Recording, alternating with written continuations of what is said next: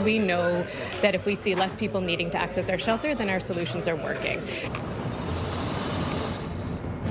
The mayor and local organizations announced their ambitious goal of eliminating youth homelessness in Ottawa by 2030.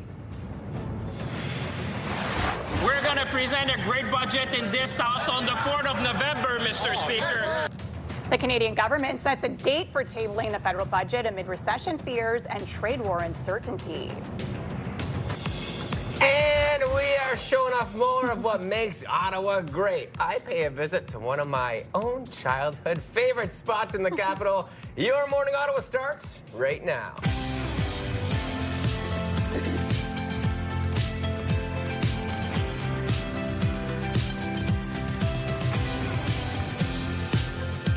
Good morning. It is Wednesday, September 17th. I'm Rosie Edden. And I'm Will Aiello. And I'm Melissa Lamb.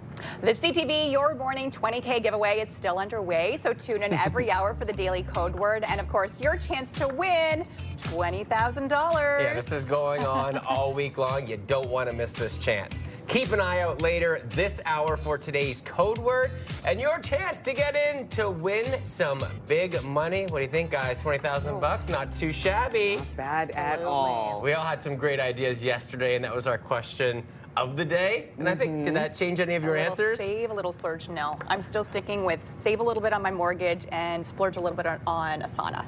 That's very responsible. Yeah, absolutely. It makes a lot of sense. And your sauna would be indoors, yours would be outdoors. Yeah. And me, well, you know, probably just give most of it to my kid. Oh, yeah, yes. There you go. She's always the best. All right, we're going to get right to our news headlines. We now know exactly when the Liberal government will table its budget.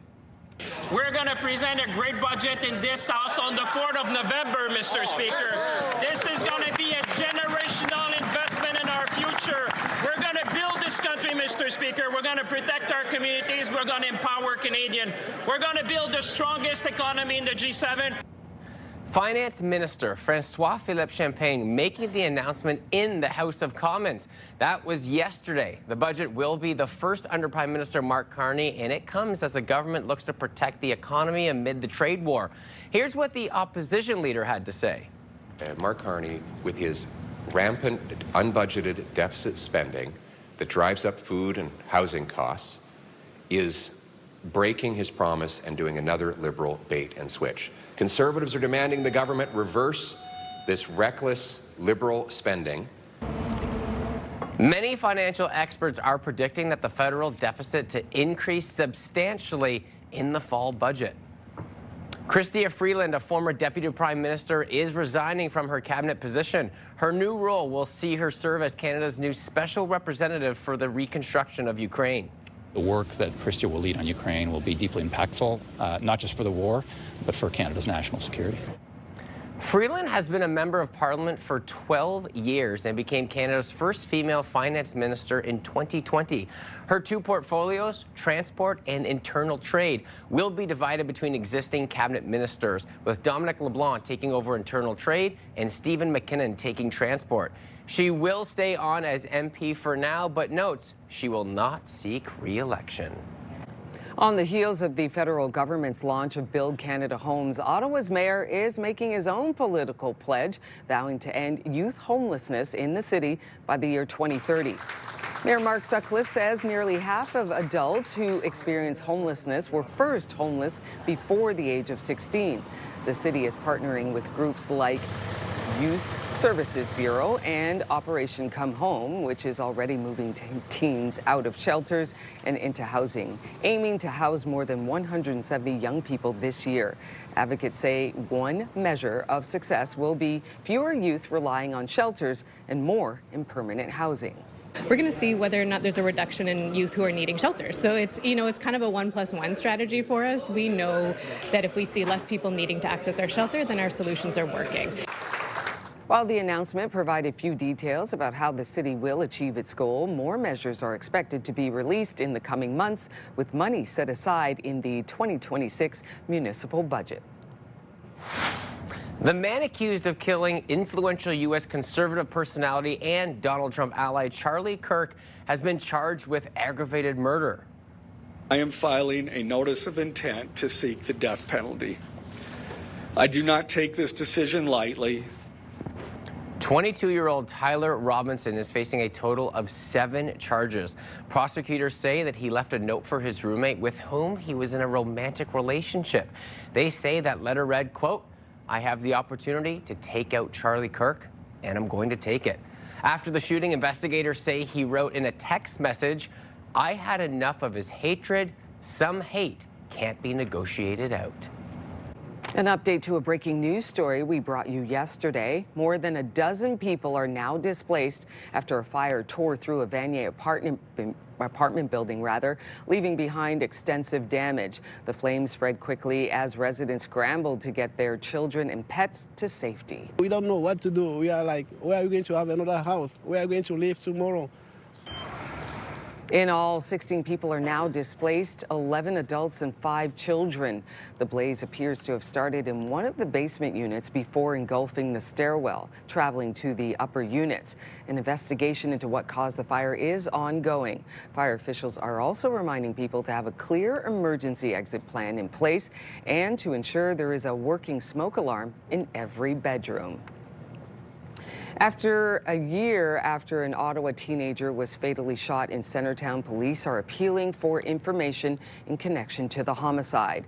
Quentin Dorsonville was shot after leaving a concert at the Bronson Centre on the night of September 15th, 2024. The investigators do not believe he was the intended target. No arrests have been made. Police are now looking to speak with this woman, saying she may have information relevant to the investigation. She was wearing blue jeans, a pink top, and a silver choker-style necklace at the time of the shooting. Inflation did tick up slightly last month. The inflation rate increasing to 1.9% in August, up from 1.7% in July. The price of gas was down, and so were shelter costs, but the same cannot be said for food prices. The Bank of Canada is expected to make its next interest rate announcement a little bit later on this morning. Food Banks Canada says the number of Canadians living in poverty or facing food insecurity has surged almost 40% in the past 2 years. What we're seeing now is low-income folks are spending well above 50% of their entire income on housing, on rent, and there just isn't any give left in their monthly budget. The organization's 2025 poverty report card gives Canada a failing grade on food insecurity and unemployment, but it did give Ottawa credit for progress on school food programs, along with dental and pharmacare. Residents of Chelsea officially have a new nickname. They will now be called as the Chelseans. As part of the town's 150th anniversary, officials asked residents for suggestions for a distinctive name. The choice was unveiled at a special council meeting last night. Yeah, other options being considered were Chelseos, Chelsky, and Chelseoswas. What do you think? Do you like that one out of all the 3 that we read there? I like the first one. Chelseans. Yeah. I like that one, but I also don't mind the Chelskis because there's so many little ski hills in that area, so it's also kind of catchy and cute. Very cute. Chelskis. Yeah, I think but then Chelskis. Come winter, it's like, what do you mean skis? We're thinking about, well, I guess water skiing. Yeah, that's true. It still works at each part of the season, but it's always funny when you see, like, what do they want to call this group this today? Yeah. So, yeah, always good. Chelseans.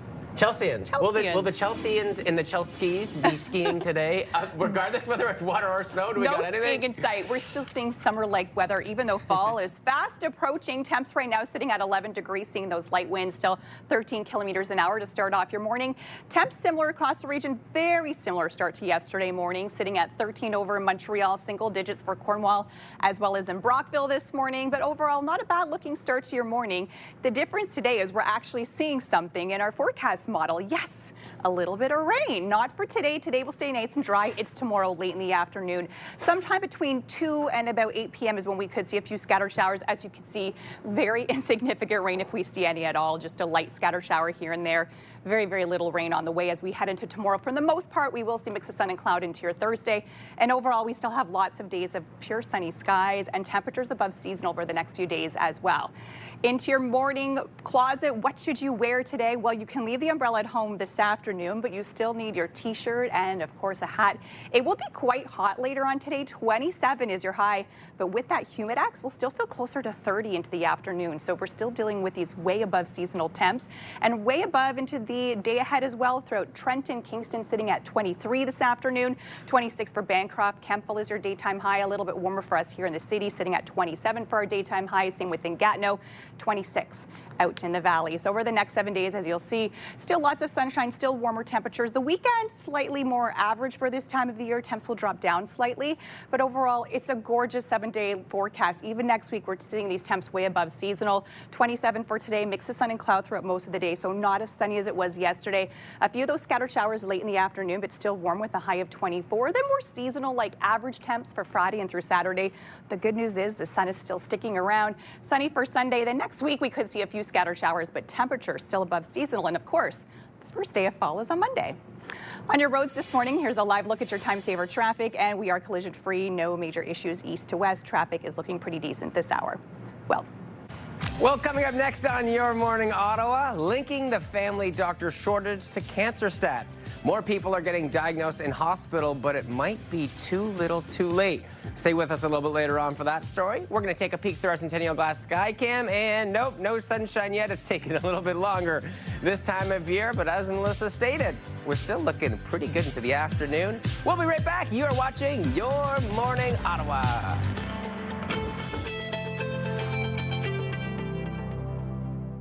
Your morning just got a little brighter. Wake up and start your day with CTV Your Morning, and you could be $20,000 richer. Simply watch CTV Your Morning Ottawa for the daily code word. Then enter it online at ctvottawa.ca for your chance to win. Imagine what you could do with an extra $20,000. CTV Your Morning's $20,000 giveaway. Watch CTV Your Morning Ottawa, weekday morning 6 to 9.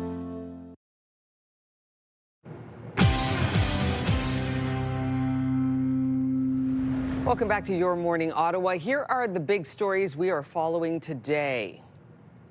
The mayor and local organizations have announced an ambitious goal of ending youth homelessness in the capital by 2030. 16 people have been displaced after an early morning fire Tuesday in Vanier, and Krista Freeland has resigned from cabinet and will not run in the next federal election. She will be serving as Canada's new special representative to Ukraine. And taking a look at the weather into this morning, we will reach double digits a little bit later on, but once again, double digits and above seasonal temperatures, 24 degrees with a mix of sun and cloud, partly sunny skies. As temperatures continue to be above seasonal, we are holding on to those summer temperatures as long as we can. That's what I try to tell myself. Taking a look at our roads at this hour, we are still just cruising up to 6:15, so no major issues to report. Everything moving well, but of course the sunshine just taking a little bit longer to arrive this morning, but looking good.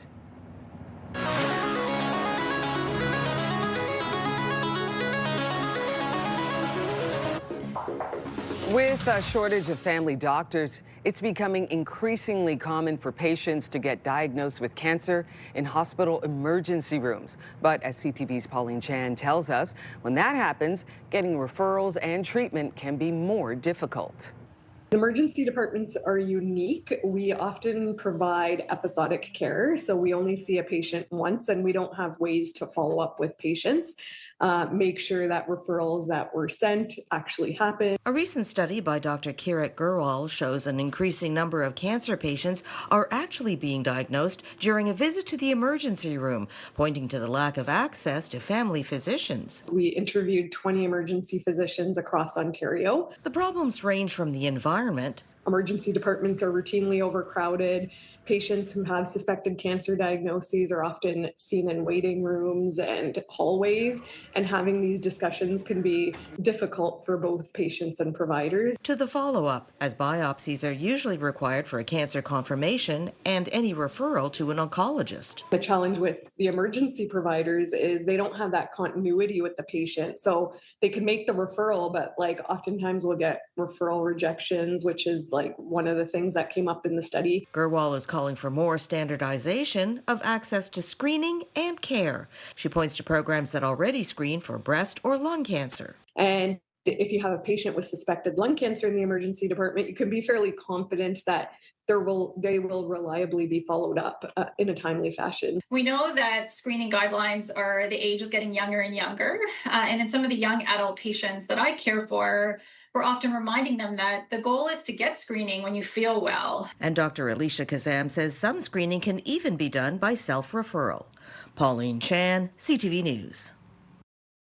Yeah, there's nothing more terrifying than you've got to go to the emergency room, you've got an issue, a health issue, you don't have a family doctor. Yeah. So then you just have no idea how long the wait's going to be, who you're going to see, you don't have a familiar face that you can go to, but still, even though, that being said, thank goodness for emergency rooms anyhow. I know, because it's like already such a difficult situation and you're going in there like with the unknown, with some anxiety, and it can be really troublesome for you or maybe even the family member or friend that you're with.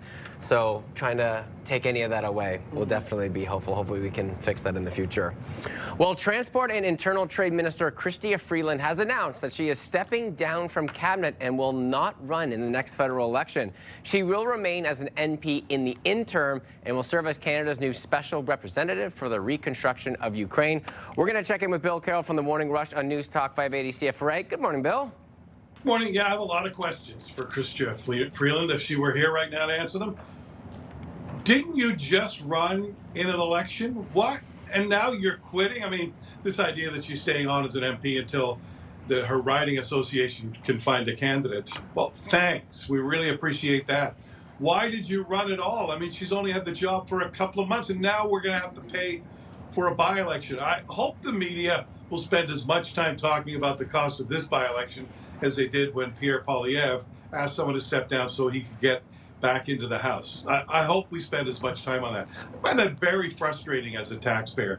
We have to pay for this by-election. I think when people step down early, and I don't know what the exact time is, whether it's put in 2 or 3 years, if you don't have a good reason for stepping down, a health reason or otherwise, your party should pay for the by-election. The Liberal Party of Canada should pay for this by-election. Maybe people would think twice about running for public office only to run away and do something else that they're more interested in. Maybe she didn't get the cabinet position that she really wanted. Who knows what she's thinking there. As for going off to help rebuild Ukraine, you know, we had a conversation in our family about this, ran into someone who was visiting Canada, is working in Ukraine right now on behalf of the French government to rebuild infrastructure there. Hundreds of millions of dollars have already been poured in for this, and Canada now, too, wants to help build Ukraine. Are we a little premature on that? That's another question I'd ask her. She's going to do this job. Shouldn't we wait till the war is over before we start rebuilding infrastructure? Won't the Russians just blow up the infrastructure all over again, and money, Canadian money, will have been wasted on this? Wouldn't Canadian money be better spent on giving them ammunition or anti-missile devices, or buy new drones to protect themselves? I mean, the war is still going on. I understand they want to rebuild and try to live life as normally as possible, but is that the best use of Canadian dollars? So, yeah, a lot of questions I have this morning, Will. Yeah, Bill, well, hopefully you can get some answers in the coming weeks. Again, it might take a little bit of time, but hopefully some direction as we move forward. You know what? Me and you can talk about this a little bit later on, about in the next hour on your show. What do you say? Yeah. Could you just double check for me? Didn't we just have an election? Look that up, and then we'll have the conversation. I'll get those stats, and I'll come right upstairs, and then we'll have a nice little FaceTime, Bill. Have a great show. Have a good one, Will. Well, you can listen to The Morning Rush on Bill Carroll on News Talk 580 CFRA weekdays. That is from 6 until 10 in the morning.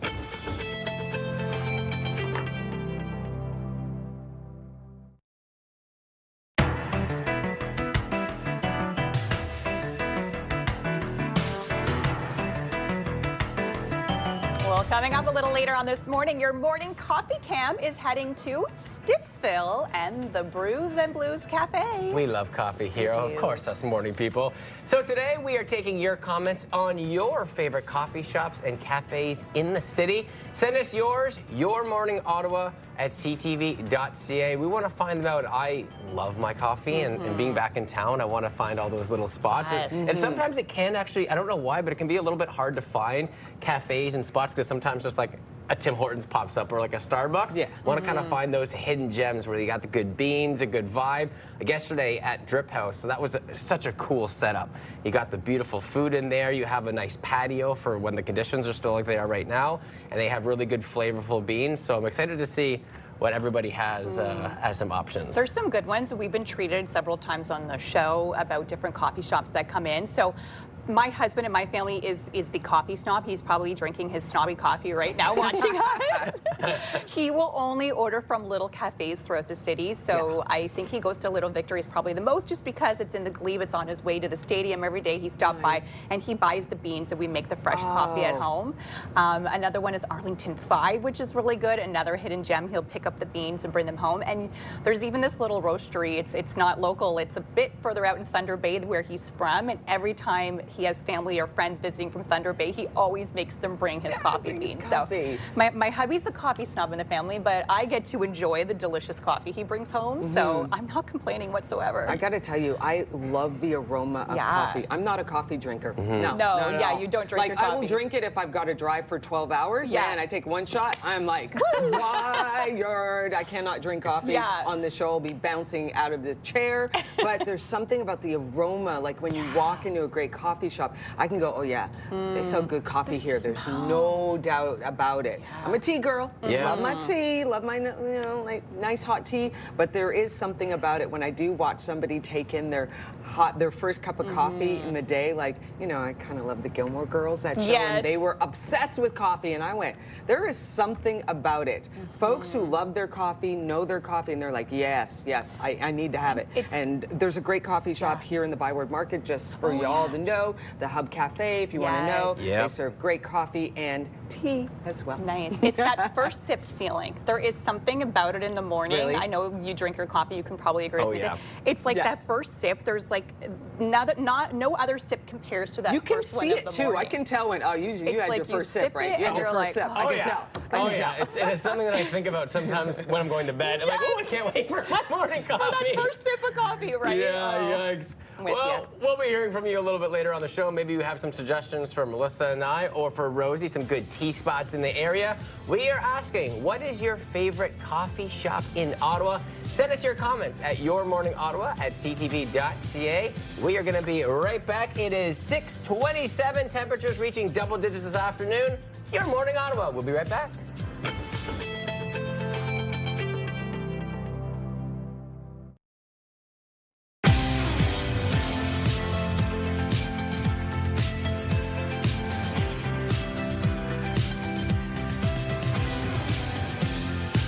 Welcome. Good morning. I'm Rosie Ed. And I'm Will Aiello. And I'm Melissa Lamb. It is a beautiful start to the day, and we're going to get into your full forecast coming up in just a little bit later on as those summer temperatures just linger. No problems here, though. But first, our news headlines, and we now know exactly when the Liberal government will table its budget. We're going to present a great budget in this House on the 4th of November, Mr. Speaker. This is going to be a generational investment in our future. We're going to build this country, Mr. Speaker. We're going to protect our communities. We're going to empower Canadians. We're going to build the strongest economy in the G7. Finance Minister Francois-Philippe Champagne making the announcement in the House of Commons yesterday. The budget will be the first under Prime Minister Mark Carney and comes as the government looks to protect the economy amid the trade war. Here's what the opposition leader had to say on Tuesday.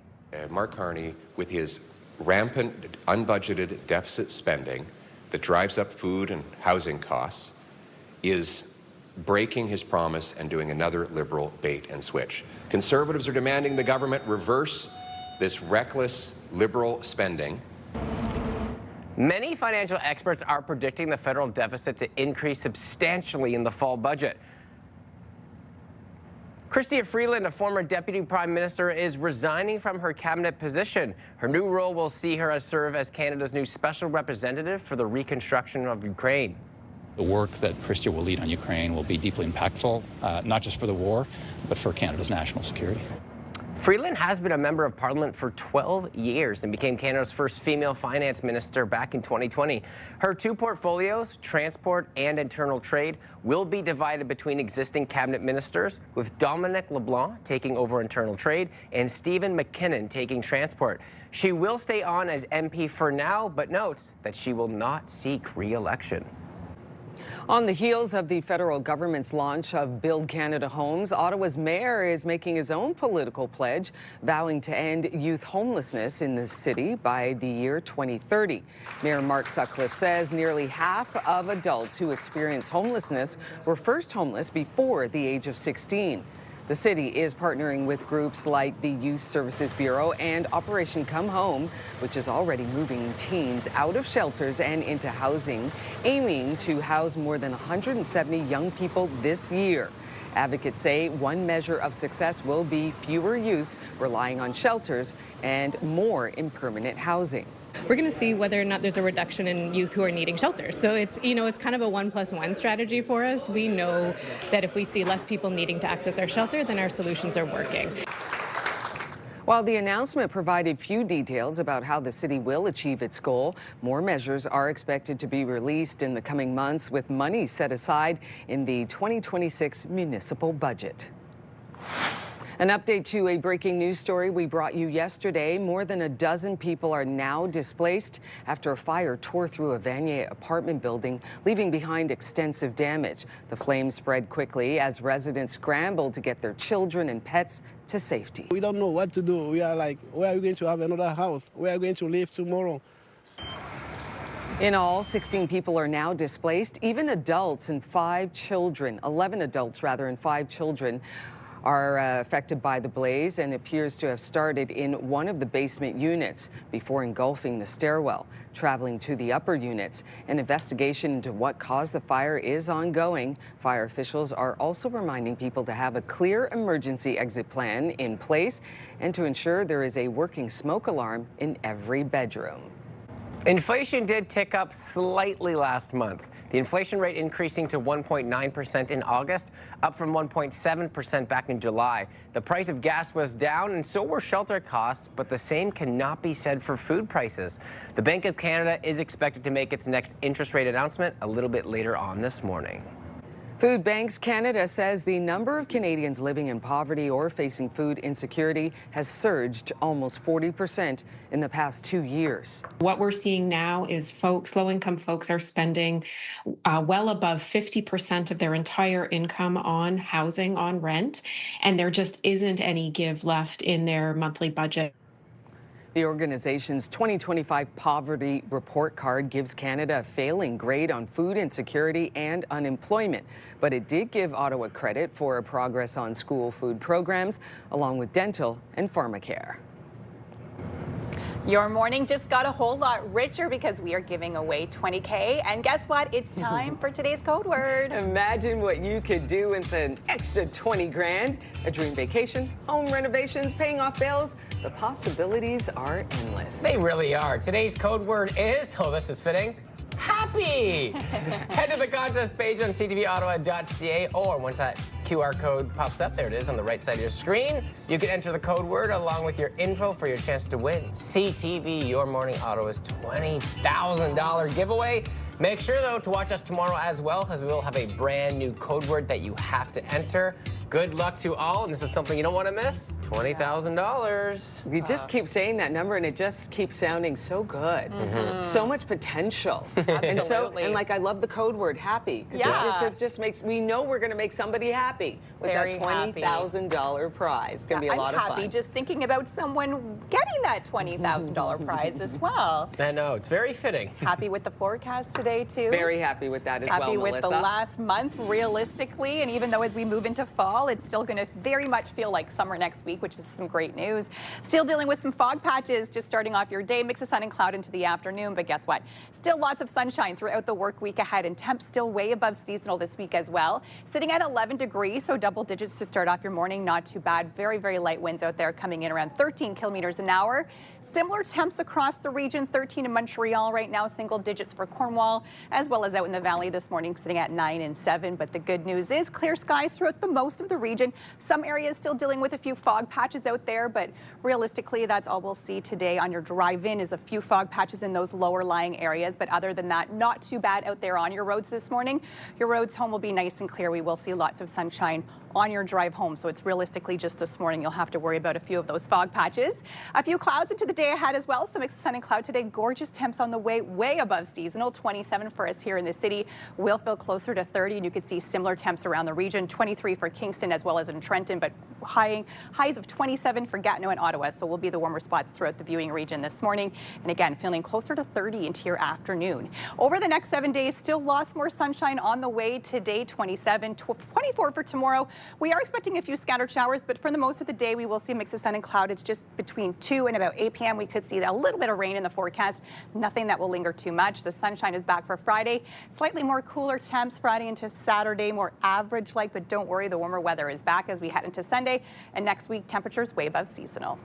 Weather brought to you by Manotick Place Retirement Community, a community you can call home.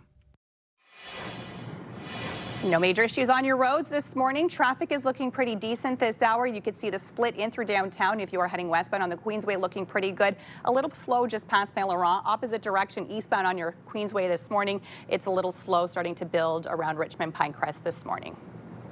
Traffic brought to you by Presler Injury Lawyers. 1-800-JUSTICE.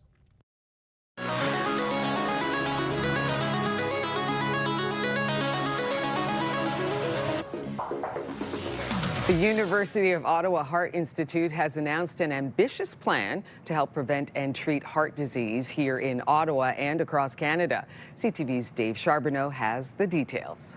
With this, we know that we are giving the very best possible care to our patients and community. Heart disease is one of the leading causes of death in Canada. That's why prevention is key. And now, a new plan launched at the University of Ottawa Heart Institute. The goal is to screen 1 million people for heart disease. It's called Your Heart, Your Institute, and Our Future Together because it's about people's heart health and trying our commitment to you and your heart health. It's about the Institute being the People's Institute, and it's about working together for the future. The plan also includes expanding telecardiac care and the Canadian Women's Heart Health Centre. It's a bold forward look at some of the things that we want to focus on over the next 5 years. He's doing his blood pressure. Mobile units are a key part of the strategy, bringing heart screening to community centres and public venues to reduce barriers. Currently, we have a mobile unit that does valve screening. So we go out to community centres, sometimes public sites like malls. But to reach 1 million, they'll need to up the intensity, adding more tests, more sites, and more staff. The screening we would do with 1 million hearts is a little bit more intensive, but we plan to use that same model to go out into the community and do screening at those sites. The Heart Institute says much of heart disease development happens silently over years, so this data will be crucial to identifying risk early enough to act. We know that people who have heart disease, often it goes undetected for a very, very, very long time, often decades. So we need information about those risk factors in order to make earlier decisions. And that's going to help us, intervene and prevent, hopefully, heart disease from ever developing. But to do that, we need to have that information. We need to collect that data. And right now, we just don't. The hard work has just begun. The University of Ottawa Heart Institute handles more than 240,000 patient visits annually. Dave Charbonneau, CTV News. And this month, they're doing their Jump In program as well. 30 minutes of exercise for 30 days. It's to promote women's heart health. And they say, that's all it takes is 30 minutes a day. So once you get into your little routine, it's great. You could still join the cause if you want. And I find it's a great excuse to get back into, good habits. Come fall is the perfect time to kind of reset. Summer you kind of get out of your routine. Sure. But right now it's perfect time. Kids are back in school. You're probably back at work, back into your routine. It's been a few weeks now, so perfect time to kind of get back into that lifestyle reset of just either walking or any sort of physical activity really does help. It's such an important institution, especially in that report you realize that there's a Women's Heart Center because studies that have been done in the past have been done on men and women are a little bit different. So it's nice to know that there's those specific studies as well, all going for such a great cause. Well, coming up next, we take your comments on your favorite local coffee shops in the city. Can't wait to get some new suggestions from all of you. And here's a live look through our sky cam this morning. Temp sitting at 11 degrees. It is 6:42.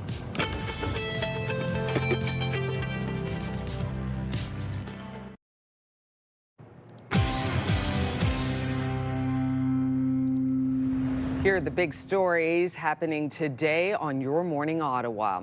Ottawa's mayor is teaming up with local organizations to announce a new goal of ending youth homelessness in the capital by 2030.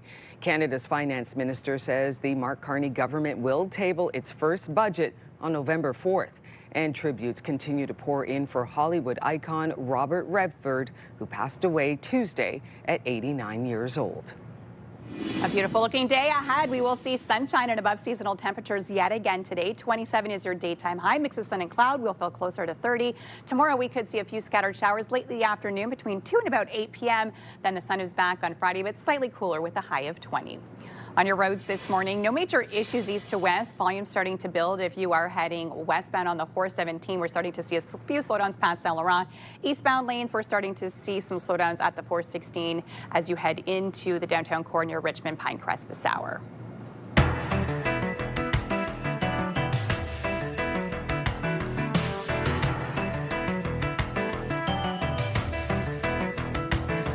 Today, we are taking your comments on your favorite local coffee shops in Ottawa.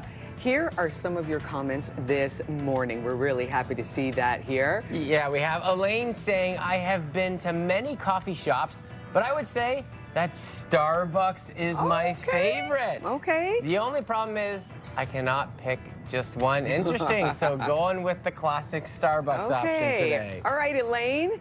And Jess says, BBCR, Brown Bag Coffee Roaster in Orleans, and a bit farther, Blue Barn Coffee Roasters in Wakefield. Wakefield, gorgeous, gorgeous, gorgeous. Hey, thank you for that, Jess. I'll be noting those down for myself personally. All right, Gabrielle says best coffee shop is Ritual on Main in Stittsville. Great vibes and friendly staff. This is just what we were looking for. Yeah. Just options are endless. It's nice when you walk in there and you got friendly staff to greet you. That's wonderful. All right. And we've got Café sur la Vive in Plantagenet, located in a small French community. Wow, on the nation's river. Lynn, it sounds absolutely charming. Thank you for that.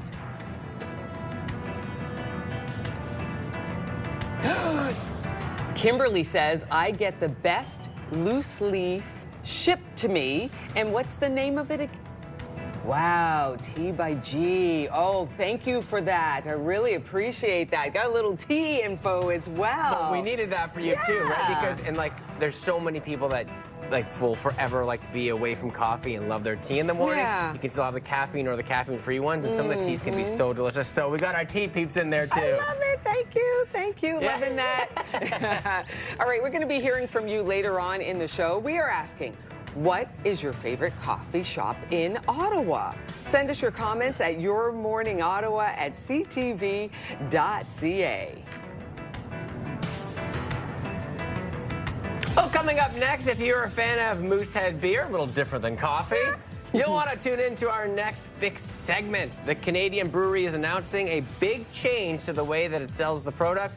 We'll tell you about that coming up a little bit later on. Taking a peek through our Skycam on George Street. Look at that, the sunshine saying hello as we creep up to 6:50 in the morning on your Wednesday. Stay with us. Your Morning Ottawa will be right back.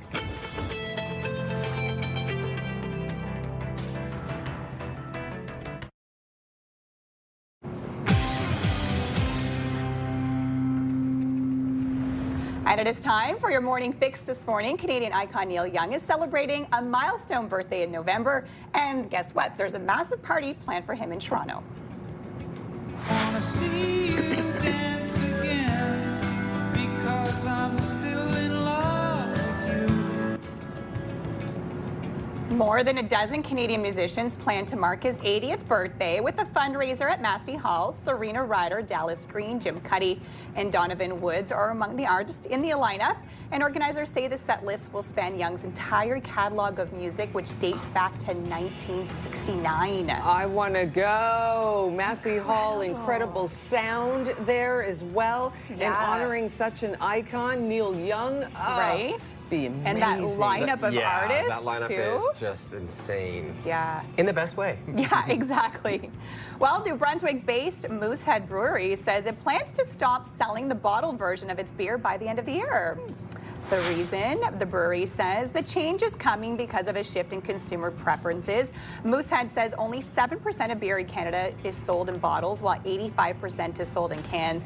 They're also pointing to the benefits of cans over bottles. They say that cans offer better protection against light and oxygen and require less material and energy to produce and transport. Moosehead Brewery's entire line will move to cans and kegs, with the final bottles being sold in December. Interesting. I was very curious to see the reasoning behind that, and then it listed every reason. It's like, well, why wouldn't you do that then? Those are really good reasons. I have a friend who was like, no, I will not drink beer from a can. Okay. No. Oh, it's terrible. But now when you hear the reasoning behind cans versus bottles, I'm like, no, can's good. Can's good. I don't get to drink beer very often because of the gluten, but pardon me, there is something very nostalgic or something about drinking it from the bottle, but I'm always concerned about chipping my teeth. Right. Because you've seen people like, oh, what happened here? Oh, I chipped it on a beer bottle. You hear that all the time. So it's like the classic Coke, though. Like as a kid, it always tastes better in the glass, the classic Coke bottles. Does. Well, divers have recovered artifacts from the sister's ship to the Titanic for the first time since the ocean liner sank more than a century ago. So an 11-member deep-sea diving team recovered numerous items from the Britannic, including the ship's bell and navigation lamp, and even a passenger's binoculars. The Britannic was designed as a luxury cruise liner and launched in 1914. It was converted into a small hospital ship during the First World War and went down in the Aegean Sea in 1916 after striking a mine. The artifacts are undergoing conservation in Athens and will be part of a new museum of underwater antiques. Oh, that's really cool that they've recovered something like the bell. You should imagine just what that looks like today. Frozen in time, really, underwater. That's incredible stuff. So cool. It's amazing that they can recover it after all these years. I know. Real deep down. Okay, here is a look at what's coming up on the show in the next hour. At 7:05, we will hear from Operation Come Home about the mayor's pledge to eradicate youth homelessness in the capital by 2030. At 7:10, our coffee cam is headed to Stittsville to introduce you to Brews and Blues. And at 7:20, we are paging Dr. Paul to learn more about the lesser-known side effects of common respiratory viruses. Your Morning Ottawa has your big chance to win with the Ottawa Fall Home Show. Are you ready to tackle your to-do list for all your home projects? Find the help you need to get it done October 2nd to the 5th at the EY Center, and we want you there. Enter for your chance to win a 4-pack of tickets to the Ottawa Fall Home Show. Plus, one lucky viewer will win the grand prize. The package includes a $2,500 gift card, 4 tickets to the Ottawa Fall Home Show, VIP tickets, and a VIP meet and greet with the one and only Brian Baumler. Head over to ctvottawa.ca and enter now. Good luck. Here's a live look through our Centennial Glass Sky Cam. It's going to be another gorgeous day. You're watching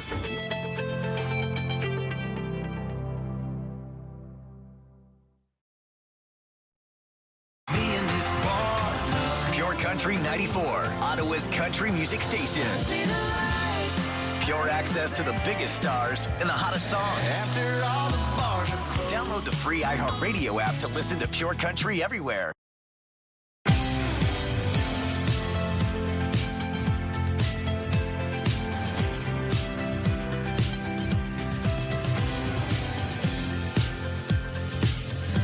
Good morning and welcome. I'm Rosie Edda. And I'm Will Aiello. And I'm Melissa Lamb. Up for a little coffee. Yeah. Coming up in just a few minutes, your morning coffee cam is in Stittsville this morning. We are introducing you to Brews and Blues, a diner and music venue in the West End that is coming up. Love the name, Brews and Blues. Makes us want to go there. Oh, look at those treats too. Looking tasty. The aroma, fresh pastries and coffee, putting a smile on my face this morning. Almost making us want to head on out there. A nice walk to Orleans. Yeah, a little walk. I think that we could do it too. All right, we're gonna get right to our news headlines, and we now know exactly when the Liberal government will table its budget. We're going to present a great budget in this House on the 4th of November, Mr. Speaker. This is going to be a generational investment in our future. We're going to build this country, Mr. Speaker. We're going to protect our communities. We're going to empower Canadians. We're going to build the strongest economy in the G7. Finance Minister François-Philippe Champagne making the announcement in the House of Commons yesterday. The budget will be the first under Prime Minister Mark Carney and comes as the government looks to protect the economy amid the trade war. Many financial experts are predicting the federal deficit to increase substantially in the fall budget. Chrystia Freeland, a former Deputy Prime Minister, is resigning from her cabinet position. Her new role will see her as served as Canada's new special representative for the reconstruction of Ukraine. The work that Chrystia will lead on Ukraine will be deeply impactful, not just for the war, but for Canada's national security. Freeland has been a member of Parliament for 12 years and became Canada's first female finance minister back in 2020. Her two portfolios, transport and internal trade. Those are now going to be divided between existing cabinet ministers, with Dominic LeBlanc taking over internal trade and then Stephen McKinnon taking transport. She will stay on as MP for now, but notes that she will not seek re-election. On the heels of the federal government's launch of Build Canada Homes, Ottawa's mayor is making his own political pledge, vowing to end youth homelessness in the city by the year 2030. Mayor Mark Sutcliffe says nearly half of adults who experience homelessness were first homeless before the age of 16. The city is partnering with groups like the Youth Services Bureau and Operation Come Home, which is already moving teens out of shelters and into housing, aiming to house more than 170 young people this year. Advocates say one measure of success will be fewer youth relying on shelters and more in permanent housing. We're going to see whether or not there's a reduction in youth who are needing shelters. So it's kind of a 1+1 strategy for us. We know that if we see less people needing to access our shelter, then our solutions are working. While the announcement provided few details about how the city will achieve its goal, more measures are expected to be released in the coming months, with money set aside in the 2026 municipal budget. The man accused of killing influential U.S. conservative personality and Donald Trump ally Charlie Kirk has been charged with aggravated murder. I am filing a notice of intent to seek the death penalty. I do not take this decision lightly. 22-year-old Tyler Robinson is facing a total of 7 charges. Prosecutors say that he left a note for his roommate with whom he was in a romantic relationship with. They said that the letter read, quote, "I have the opportunity to take out Charlie Kirk, and I'm going to take it." After the shooting, investigators say that he wrote in a text message, "I had enough of his hatred. Some hate can't be negotiated out." An update to a breaking news story we brought you yesterday. More than a dozen people are now displaced after a fire tore through a Vanier apartment building, leaving behind extensive damage. The flames spread quickly as residents scrambled to get their children and pets to safety. We don't know what to do. We are like, where are we going to have another house? Where are we going to live tomorrow? In all, 16 people are now displaced, 11 adults and 5 children. The blaze appears to have started in one of the basement units before engulfing the stairwell, traveling to the upper units. An investigation into what caused the fire is ongoing. Fire officials are also reminding people to have a clear emergency exit plan in place and to ensure there is a working smoke alarm in every room. After a year after an Ottawa teenager was fatally shot in Centertown, police are appealing for information in connection to the homicide. Quentin Dorsonville was shot after leaving a concert at the Bronson Center on the night of September 15th, 2024. Investigators do not believe he was the intended target. No arrests have been made. Police are now looking to speak with this woman, saying she may have information relevant to the investigation. She was wearing blue jeans, a pink top, and a silver choco-style necklace at the time of the shooting. Spoiler alert, if you haven't seen the final episode of Amazing Race Canada, you might want to hit the mute button right now. Oh, these look different. Check. Check. Much more complicated. Okay. Okay, we're going to switch detours. Okay. So turn it off, last chance. Jonathan Braun and his race partner Jesse Harnick are season 11 champions. Braun is from the Woodlawn area near Constance Bay. Both are actually repping Vancouver, where they currently live. Grand prize included a 2025 Chevy Blazer, a trip around the world, and a $250,000 cash prize. Woo! Incredible. Good for them. And I love the Ottawa connection, which is amazing. I know. So cool. And like just being a part of that show, like I said, you got to travel the world and probably see all these places, and not just some of those places, but places that maybe you wouldn't even go to normally because of where the competition. They always want to highlight some great spots here in Canada. Yeah, a little exhausting while you're traveling, I would imagine, right? You know, you are in competition day and night, always thinking, trying to figure things out ahead of the next challenge, but good on them. That is incredible. So exciting. And what a prize. I mean, a trip around the world, $250,000 car. I mean, not bad at all. Pretty cool. And we do want to let you see your weather picture of the day as well. Look at this gorgeous picture sent to us from Diane. Wow. Absolutely beautiful. It's the sunrise over at Jeffreys Lake, 1 hour west of Ottawa. Beautiful picture of the sunrise. We don't really get to see the sunrise anymore, Diane. So thank you so much for sending that in to us. Weather picture brought to you by Box Me Up. Moving, staging, renovating. Just box me up. And of course, we love seeing your weather shots as well, and you can be featured right here on their show, weathershots@ctv.ca. Again, that email address is weathershots@ctv.ca. And in your forecast today, I mean, doesn't get much better than this. A beautiful sunny day ahead. Today's high 27, so well above the average, which is around 19 degrees. We'll still feel closer to 30 into the afternoon, so not quite record-breaking, but hey, I think we'll take the nice, warm, sunny conditions anyways. Temps right now, not too bad into the double digits to start your morning off. We are sitting at 11 here in the city. Single digits still for Cornwall this morning, and same with out in the valley, but other than that, looking pretty decent across the region if you are just waking up. Fairly clear skies out there this morning. A few fog patches in those lower lying areas, so keep that in mind if you are heading out on the roads that you could see some fog patches, but that should dissipate within the next hour or so. In our skies, mix of sun and cloud for today. Sunshine to start off your day tomorrow, but then we do have some rain for the first time in quite some time on the way for tomorrow. So there is a chance we could see a few scattered showers tomorrow late in the afternoon. Sometime around 2 p.m. is when we could see those scattered showers, but you can see it'll clear up pretty quickly. So not a lot of rain at all in the forecast for tomorrow if we do see some scattered showers, these quick little pop-up showers between 2 and about 8 p.m. But then it will be nice and clear and sunny as we head into your Thursday. 27 is your daytime high for us here today, so hot and sunny. 30 is how it will feel into the afternoon. You can see hot conditions throughout the region.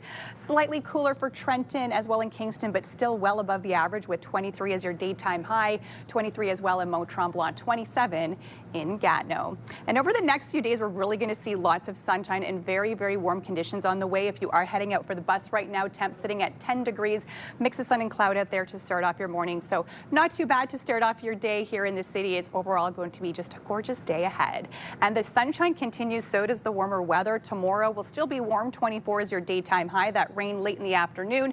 Sunshine for Friday and in through the weekend forecast. Temperatures slightly more average for this time of the year, so you'll see we'll hover around 19 degrees on Saturday, but then warming back up on Sunday. And of course, the first day of fall is on Monday, but it's going to feel a lot more like summer. 7-day weather forecast brought to you by Davidson Hearing Aid Centers, celebrating 80 years in family business. Here's a look at your time saver traffic. Eastbound on the 417, seeing some buildup starting at the 416 split and through Bronson, but no significant delays in that direction. Heading west on the Queensway, we're also seeing a few slowdowns Saint Laurent and through Nicholas this morning. It's an ambitious pledge from Ottawa's Mayor, Mark Sutcliffe. He says the city will work to eradicate youth homelessness in Ottawa by 2030. Today, I pledge to end youth homelessness in Ottawa by 2030. The mayor said between 50 and 100 young people are currently experiencing homelessness in Ottawa, but he also noted that number is often changing. Sutcliffe says he hopes to keep hundreds and hundreds of youth from experiencing homelessness over the coming years through prevention and diversion measures. Joining me now is John Heckbert. He is the Executive Director of Operation Come Home. Thank you so much, John, for coming on the program today to talk about this. Let's first off just go over the pledge that Mayor Mark Sutcliffe just made yesterday about his pledge to eradicate youth homelessness. What are your thoughts on that? Well, the first thought is that it's absolutely doable. It's a very low number of new homes and supports that we need to put in place to help solve youth homelessness in Ottawa. In our estimate at Operation Come Home, over the next couple of years, we need 310 apartment units to be able to house people permanently. We need to have more supportive housing in the community, of course, for people in high need. And there needs to be prevention in place at the high school level. And all of this is extremely achievable. So I think it's a fantastic pledge. Operation Come Home, what's the ultimate goal of your organization? Well, our organization was created in 1971 to get young people out of the homelessness system and make sure that they don't move into homelessness as adults. And so we help with housing. We provide homes to youth directly. We work with youth, help them find employment. We have a high school on site. So we're there to provide permanent improvements that they can make to make sure they don't experience homelessness again. We've noted that there has been an increase in homelessness overall in Ottawa. What about homeless youth? Has there been an increase? Absolutely. Yeah, we from 2021 to 2024, we saw a doubling in our work, essentially. And that's measured at the street level. Last year in 2024, we saw 752 individual youth come to Operation Come Home. And I think that, those trends continued into 2025 for sure. You believe that it is an attainable goal to eradicate youth homelessness in Ottawa. How can Operation Come Home help make that happen? Can you work in collaboration with the mayor? Yeah, so there's two major programs that I think will be directly implicated here. We provide youth with homes through what we call Housing Works, which is an initiative where essentially we rent units from local landlords and we sublet them to our youth. The inventory for that is growing. Landlords really like the program because the rent is always guaranteed. We get to be their tenant, and we also are on call 24 hours a day to provide any support for anything that comes up. Sometimes youth accidentally lock themselves out of their apartments. Sometimes they might not always take out the garbage. Okay. So those are the things that we can respond to, and so landlords love it. Second thing is prevention. We have a school-based counselor that goes into the high school environments and supports young people to help resolve family conflict. Our goal with that is to make sure that they can fix the issues at home with their families if they're solvable, so that they don't get kicked out, so they don't drop out of school. And so the prevention side of things is essential as well. The prevention side is very essential. John Heckbert from Operation Come Home, it's been a pleasure talking to you this morning. Thank you very much. Thank you. Thank you. Will. A great program. Well, coming up, what are some lesser-known side effects of respiratory infections? We are paging Dr. Paul to learn more as cold and flu season is just around the corner. Dr. Paul is standing by in the CTV Your Morning Lazy Boy Lounge. He is coming up next. We're going to take a peek at our Centennial Glass Skycam and look at that, the sunshine poking out to say hello. It's going to be another beautiful day as we hold on to those summer-like temperatures. 7:13 on your Wednesday. Stay with us. We'll be right back.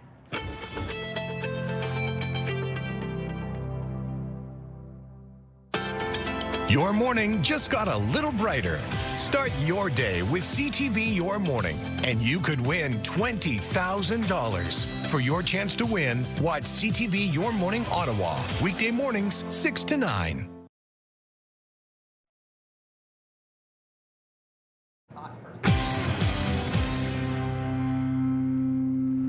Here are the big stories happening today on Your Morning Ottawa. Finance Minister François-Philippe Champagne says the Liberal government will table its budget on November 4th. The mayor and local organizations have announced an ambitious goal of ending youth homelessness in the capital by 2030. 1 year after 17-year-old Quentin Dorsonville was fatally shot, police are now issuing an appeal for information in connection to the homicide. Lots of sunshine on the way for us here in the city of Ottawa today. Temperatures sitting around 11 throughout the early morning hours, mix of sun and cloud. We will see more sunshine into the afternoon, hovering around 24 for most of the day today, but we will reach a daytime high of 27 late this afternoon. Then this evening, temps hovering around 21 degrees, partly cloudy skies. On your roads this morning, here's a live look at your time saver traffic. And again, no major issues east to west. We're just seeing your regular volume. If you are heading westbound, it's a little bit slow at Saint Laurent. There's a look at it into the split into downtown this morning. And if you are heading the opposite direction, if you are heading in the eastbound lanes, of course, we are seeing some slowdowns near Richmond and through Pinecrest. Well, we're getting ready to wake you up. Stittsville, today's coffee shop feature takes us to a unique coffee spot and diner called Brews and Blues.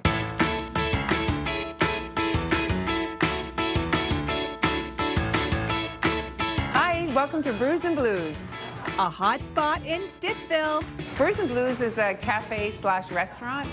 Yes, we'll give you your morning coffee, but we're also going to give you lunch and dinner, and we have amazing Cajun-style food on the menu. With local partnerships. Bridgehead is our specialty coffee that we have, our in-house coffee brand that we use. They have a great flavor to their coffee, and that's why we decided to go with Bridgehead. And live music every week.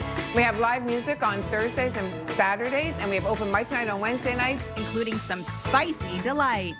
My favorite dish is the Cajun curry, and it's a Louisiana-style Cajun, a little shift, but great flavor, candied pecans, really saucy, really, really amazing flavor to it.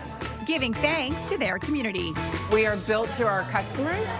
Our food brings people in, and our customers love our food in return, and they become our friends, not just our customers. And Manny joins us live now from Brews and Blues. How's it going so far this morning, Manny? I'm good. Good to be here, good to be happy, and just honestly, just very thankful for the opportunity. Amazing. And tell us how it's going over at Brews and Blues this morning. Is it a busy start to your day? Right now, it's a pretty busy start. We got people in here. We got people enjoying coffees and breakfast. It's honestly great. Okay, so for people who want to head on down, what should they order? What would you suggest to them this morning? For this morning, honestly, I'd suggest, seeing as it's a little cold out this morning, I'd probably suggest maybe something like a latte. And then if you want some food, definitely get our bennies, our Benedicts. They're very tasty. Oh, your eggs bennies sounds like my kind of menu. What other items do you have on the menu that seems to be popular over at Brews and Blues? So we have like a little breakfast sandwich called a plain Jane. It's really tasty, really simple, and it gets people in. It's just a quick, easy meal to go. And honestly, it's very tasty. I also really like our breakfast burrito, something different that not a lot of other places have. So people come in for that, people come in for the bennies, people come in for, we have a Korean street food breakfast. That's very tasty. Yeah. Oh my goodness, it all sounds so amazing. And you have live music as well, which is kind of unique.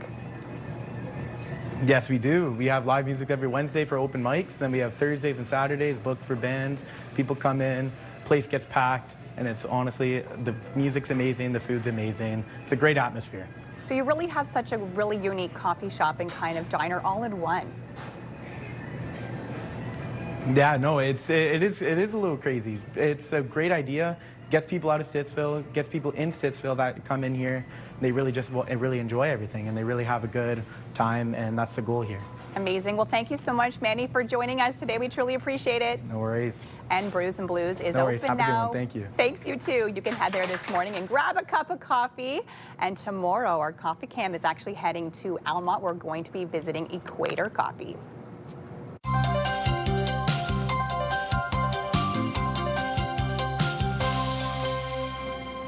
Paging Dr. Paul. Today we are focusing on the lesser-known consequences of respiratory infections, especially among the elderly. We have to welcome Dr. Paul to the show. Good morning to you. Good morning, Rosie. Good morning. So we're talking about respiratory infections with an emphasis, with a focus on the elderly. Why does it need that kind of focus? Well, when we talk about the flu and, pneumonias and those type of things, we know that people say, oh, I get pneumonia, I get hospitalized, I may die. You know, those are the sort of the acute consequences we talk about, but there are lesser known, longer term consequences, which actually are better, add to the reasons why you should be vaccinated, really, to prevent these things. So for influenza and pneumonia, we do know that there are longer term consequences.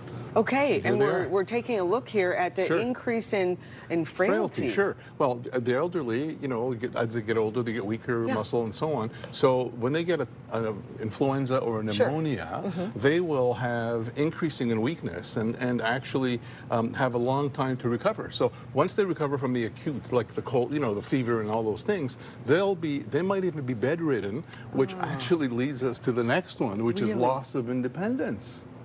So it really has a lasting effect, a debilitating effect. Exactly, and people don't realize that, Okay. right? So yes, you feel lousy for a week or two, but then you know, in younger people, they go back to work and back to their activities. They get over it, it seems. But right. the elderly takes a long time to recover. Some of them are bedridden for a month or two and lose their independence. Some have to be even admitted to rehabilitation homes to recover. So people don't realize that, you know, with those infections, you get those longer term complications. And that's why I wanted to talk about this today. Yeah, very important. Yeah. When you say loss of independence, I think everybody's ears kind of perk up and go, wait a minute here, we don't want that. Exactly. So preventing that would be to get vaccinated. So again, you know, get your yearly flu shot.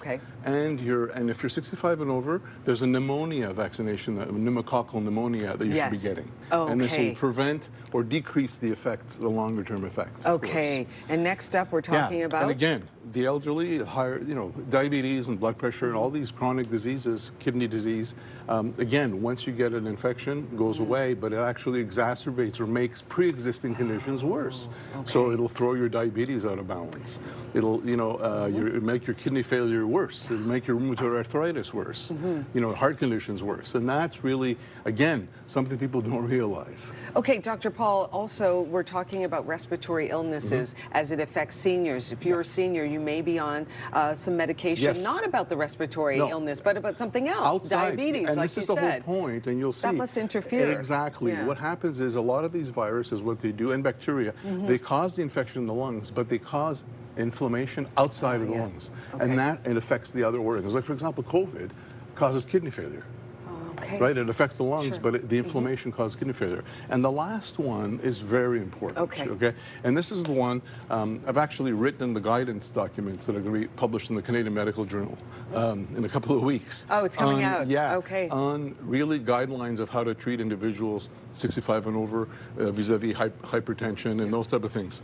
We do know that after pneumonia, after influenza, there's a higher risk of heart attack, higher risk of stroke, and a high risk of dementia.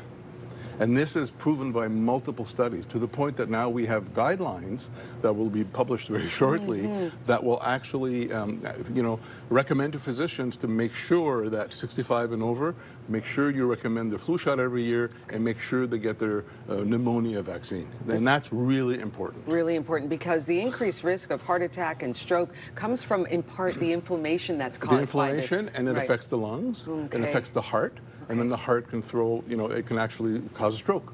If the heart has, you know, clots in it, it causes a stroke, and more strokes lead to dementia. And these are studies that we've had over the last 20, 30 years. And so for the first time, we're actually encouraging physicians to be able to explain this to their patients as well, that, hey, you're not only preventing, you know, the acute, you know, muscle aches and all these things, you're actually preventing long-term consequences. Dr. Paul, you are a wealth of information. Thank you very much for coming by today. Well, coming up next, one of Canada's largest agricultural fairs. Guess what? It's back. We give you a preview of the Richmond Fair happening this weekend. That's coming up right after the break. We are cruising at 7:26 on your Wednesday. Your Morning Ottawa will be right back.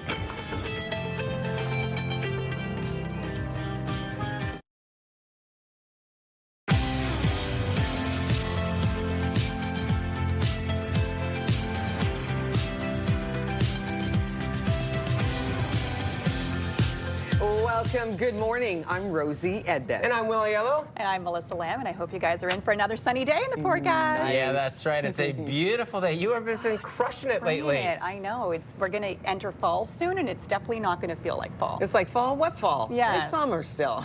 We got mid-20s into next Endless week. summer. I love it. We'll see how long that's going to last coming up, but right to our news headlines. We now know exactly when the Liberal government will table its budget. We're going to present a great budget in this House on the 4th of November, Mr. Speaker. This is going to be a generational investment in our future. We're going to build this country, Mr. Speaker. We're going to protect our communities. We're going to empower Canadians. We're going to build the strongest economy in the G7. Finance Minister François-Philippe Champagne making the announcement in the House of Commons yesterday. The budget will be the first under Prime Minister Mark Carney and comes as the government looks to protect the economy amid the trade war. Here's what the opposition leader had to say on Tuesday. Mark Carney, with his rampant, unbudgeted deficit spending that drives up food and housing costs, is breaking his promise and doing another Liberal bait and switch. Conservatives are demanding the government reverse this reckless Liberal spending. Many financial experts are predicting that the federal deficit to increase substantially within the fall budget. Chrystia Freeland, a former deputy prime minister, is resigning from her cabinet position. Her new role will see her serve as Canada's new special representative for the reconstruction of Ukraine. The work that Chrystia will lead on Ukraine will be deeply impactful, not just for the war, but for Canada's national security. Freeland has been a member of Parliament for 12 years and became Canada's first female finance minister in 2020. Her two portfolios, transport and internal trade. They're going to be divided between existing cabinet ministers, with Dominic LeBlanc taking over internal trade and then Stephen McKinnon taking transport. She will stay on as MP for now, but notes that she will not be re-seeking re-election. On the heels of the federal government's launch of Build Canada Homes, Ottawa's mayor is making his own political pledge, vowing to end youth homelessness in this city by the year 2030. Mayor Mark Sutcliffe says nearly half of adults who experience homelessness were first homeless before the age of 16. The city is partnering with groups like the Youth Services Bureau and Operation Come Home, which is already moving teens out of shelters and into housing, aiming to house more than 170 young people this year. Advocates say one measure of success will be fewer youth relying on shelters and more in permanent housing. We're going to see whether or not there's a reduction in youth who are needing shelters. So it's kind of a 1+1 strategy for us. We know that if we see less people needing to access our shelter, then our solutions are working. While the announcement provided few details about how the city will achieve its goal, more measures are expected to be released in the coming months, with money set aside in the 2026 municipal budget. U.S. President Donald Trump will meet with King Charles this morning on the first full day of his UK state visit. President Trump and his First Lady are expected to arrive at Windsor Castle. They will then be greeted by King Charles and Queen Camilla. There will be carriage processions, a flyover, and a state dinner tonight. Events will be happening away from the public because of security and mixed reactions in the country. The man accused of killing influential U.S. conservative personality and Donald Trump ally Charlie Kirk has been charged with aggravated murder. I am filing a notice of intent to seek the death penalty. I do not take this decision lightly. 22-year-old Tyler Robinson is facing a total of 7 charges. Prosecutors say he left a note for his roommate with whom he was in a romantic relationship with. They say the letter read in quote, "I have the opportunity to take out Charlie Kirk, and I'm going to take it." Now, after the shooting, investigators say that he wrote in a text message, "I had enough of his hatred. Some hate can't be negotiated out." An update to a breaking news story we brought you yesterday. More than a dozen people are now displaced after a fire tore through a Vanier apartment building, leaving behind extensive damage. The flames spread quickly as residents scrambled to get their children and pets to safety. We don't know what to do. We are like, where are we going to have another house? Where are we going to live tomorrow? In all, 16 people are now displaced, 11 adults and 5 children. The blaze appears to have started in one of the basement units before engulfing the stairwell, traveling to the upper units. An investigation into what caused the fire is ongoing. Fire officials are also reminding people to have a clear emergency exit plan in place and to ensure there is a working smoke alarm in every bedroom. Food Banks Canada says the number of Canadians living in poverty or facing food insecurity has surged almost 40% in the past 2 years. What we're seeing now is folks, low-income folks, are spending well above 50% of their entire income on housing, on rent, and there just isn't any give left in their monthly budget. The organization's 2025 poverty report card gives Canada a failing grade on food insecurity and unemployment, but it did give Ottawa credit for progress on school food programs along with dental and pharmacare. Soccer players in Cyprus are lining up for a fiery kick, but in this case, it's off the pitch. So what we're doing is we're taking this traditional ancient knowledge with thousands of years of empirical evidence, and we bring the science to it. All right, so the kick is from a shot of olive oil. In parts of the Mediterranean, some olives are harvested when they are still green and pressed for oil. The oil is used as medicine as it's packed with polyphenols, which help deal with inflammation. A former FIFA licensed agent is working with local producers to make pods of olive oil to supply high-level athletes, including soccer players and cyclists. So you get a boom, a boost of olive oil.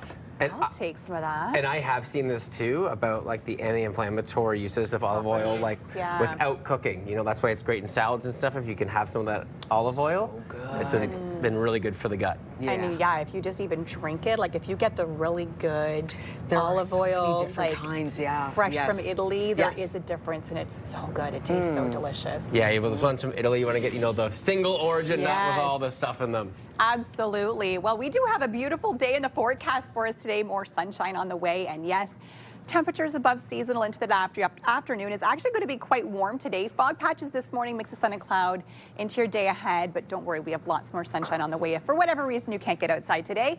Sitting at 11 degrees still to start off your day. East-southeast winds around 7 kilometers an hour, so fairly light winds to start things off. And similar temps throughout the region. Some of us are sitting in the double digits like Ottawa, like in Kingston, Montreal, Alberta sitting at 13, but still single digits for Cornwall. Same with over in Brockville and in the Valley this morning. You should warm up within the next hour or so. Those fog patches in the lower lying areas, you can kind of see a little bit of gray here on our screen, so we will still see some foggy conditions for the next hour, but it should dissipate around 8:30 or so, and then it mixes sun and cloud into the afternoon. So overall, a beautiful day ahead for us. Sunshine, a few clouds later on today, and quite warm. 27 is your daytime high. Average for this time of the year is around 19 degrees, so we'll be well above that into the day ahead. With the humidex today, we'll feel closer to 30. So overall, just gorgeous. It's hot, it's sunny, just a beautiful summer day here in the nation's capital. 23 for Trenton as well as in Kingston, so slightly cooler areas to the south of us, but out in the valley sitting at 26 for your daytime high, 23 over in Mont-Tremblant. So for kids heading to recess today, here's what you can expect throughout your morning recess. We will see lots of sunshine, mix of sun and cloud, temperatures in the mid to high teens throughout the morning recess. Afternoon recess is when it will get quite hot. Temperatures will reach our daytime high for your 1 p.m. recess, which is 27 degrees. Over the next 7 days, a little mixture of everything. We do have some rain on the way as we head into tomorrow. 24 is your daytime high, so we could see a few scattered showers on the way as we head into tomorrow. But then Friday and through the weekend forecast, slightly cooler Friday into Saturday, more average temperatures for this time of the year. But don't worry, we will still see some heat. Next week, we are expecting very warm weather on the way. On your roads this morning, here's a live look at your time saver traffic, and still just heavy volume. You can see the split into downtown. Quite slow if you're heading westbound on the 417. That continues past Nicholas this morning. Eastbound, if you're heading eastbound on the 417, it is heavy at the 416 right through pretty much into downtown this hour as well. Rosie. The Richmond Fair is back. It is one of the largest agricultural fairs in the capital region. It features agricultural shows, demolition derby, live entertainment, rock climbing, and so much more. David Seabrook and Hannah Patmore with the Richmond Agricultural Society, they join us this morning along with a very special guest. goodness. What do we have here? So this is Chewbacca. Chewbacca? I love it. Oh my goodness. Good morning to you both. I just said hi to Chewbacca first here. Oh, will Chewbacca be at the fair? He will be. You can watch us compete on Sunday in the junior show. What are you going to be doing with Chewbacca? How are you competing? Go ahead, 4-H. Yeah, and there's a brand new junior show happening with a whole bunch of youth and their lambs. Oh, really? Yeah. So you take care of Chewbacca. What do you do on a day-to-day basis here? So every morning he gets his fresh water and hay, as well as his little bit of ration of grain. Really? Yeah. Oh my goodness. Okay, so can you tell me about the fair? I mean, 181? Yeah. That's an incredible legacy. It's been around for a while. It's a prime time to show off the livestock, the crops. This year we have over 90 quilts registered for our Homecraft division. We have a new attraction coming in between the horse shows. We have dancing tractors. Dancing tractors? Dancing tractors. How do you make them dance? I love it. There's a group of guys and gals from St. Albert, and they do square dance patterns with the tractors. Oh, that's amazing. Yeah. You talked about the quilts, and I've seen them at the shows, and it's so intricate what these people do and how they create the quilts. Mostly women, I will say, you know, and it's fabulous. Yeah. Yeah. So if you come by, they're all in the curling club, hung up on the wall for everyone to see. And oh, wow. What makes this fair so special? I mean, the legacy is incredible. It's the volunteers and the sponsors, really, that help us put it on. A lot of work goes into it, but that's what makes it. And then, of course, the kids coming in. Of course, right? And you got the midway rides as well. Robertson's is back again. We're always happy to work with them. Okay, I think that this is really neat. Can you tell us about some of the, I mean, you talked about the tractor. Yes. And making those different kind of shapes and so on. What else do you have? The demo derby, lawn tractor pulls, heavy horse shows, cattle shows. So for somebody who's like a city folk, you can come in there and learn quite a bit, right? You can learn about agriculture, about livestock, and how it's set and how they We have are a taken whole care building of. dedicated just to ag awareness, where you learn where stuff goes, this and that. Yeah. That's amazing. And Hannah, I mean, here you are, you grew up in the country, right? So you can teach us a thing or two. What do you love about that, about country life?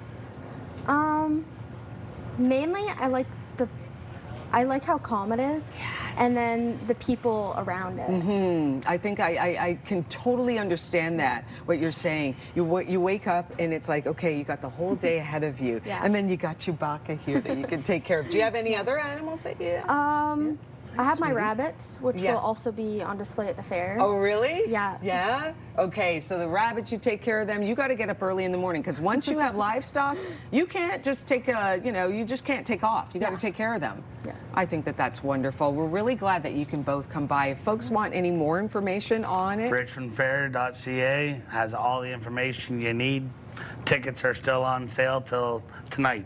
That's wonderful. Richmond Fair, you guys are amazing. Keep doing what you're doing. One day I'm going to come out there and I'm just going to take over all of it, because that country living in the country fairs are just, it's like the heart of this area. It really is. Congratulations, 181 years. And hey, best of luck with you and Chewbacca there, Hannah. Thank you so much. David, thank you so much. Melissa. Well, coming up next, Will plays with lasers. We'll take you to LaserMaxx in the East End of Ottawa just ahead as we continue to explore everything about your neighborhood has to offer. Here's a live look through our Centennial Glass sky cam this morning. Temperatures sitting at 11 degrees. Nice and sunny if you're just waking up. It is 7:43.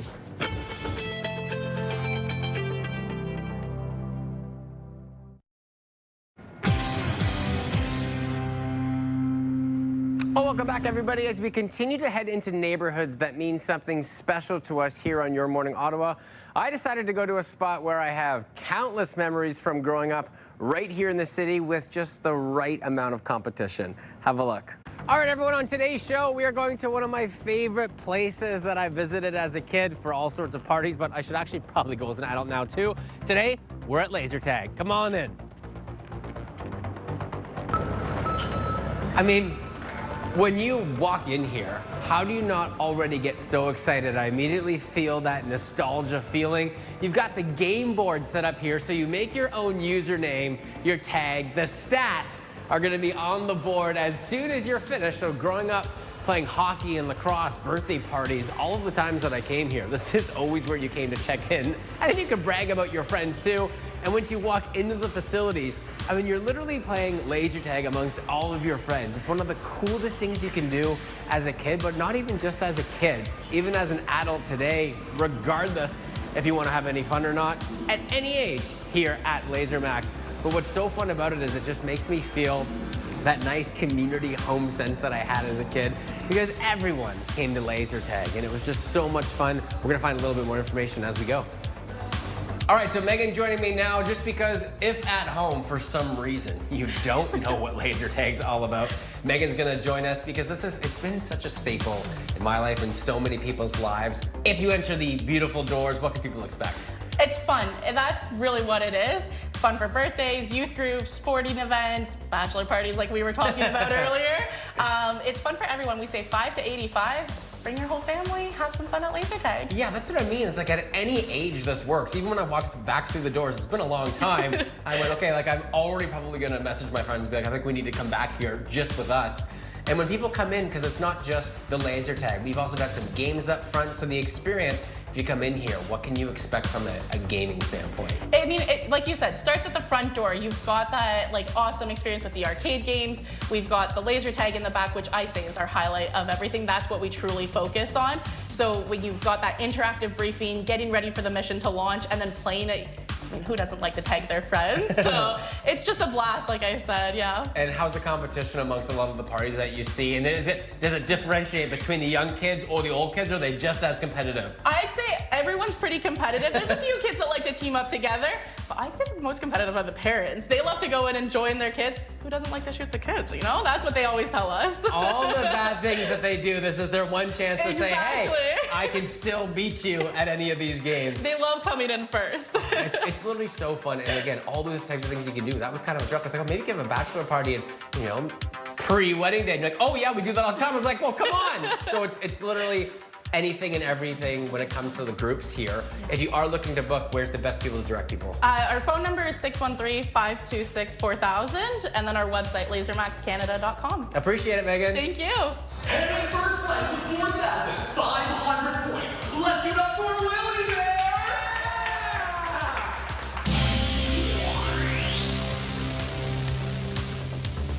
Did I hear that correctly? Did I hear a Willie Bear? That was just for you guys because I knew I gave my nickname, I think, away on day one. Yes. Yeah. And I thought, let's embrace it, so I put it in there, Willie Bear. Willie Bear. Yeah. Who gave you that nickname? That would be my dad, Frank. Your dad, right? Yeah, he's a softie at heart. It's in my phone, Willie Bear, too. Really?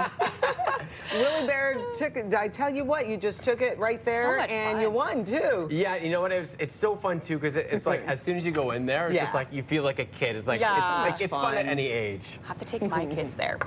Well, here's a live look through our Centennial Glass sky cam this morning. Temperature still sitting at 11 degrees. It is 7:51. We'll be right back.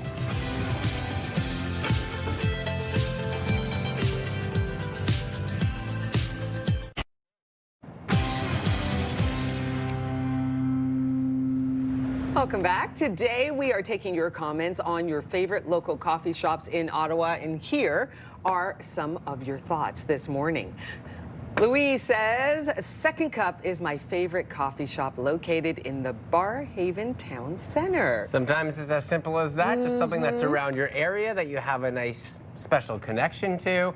Louise maybe goes and talks to some friends. They meet up for their coffee. It's a great way to start your day. It really is. You got your nice cup of joe and you're happy. Yeah. So we are asking you today, what is your favorite coffee shop in Ottawa? And we need to know, and you know what? Rosie needs to know the best tea spots too. So coffee or tea, send us your way. We'll have those comments at yourmorningottawa@ctv.ca.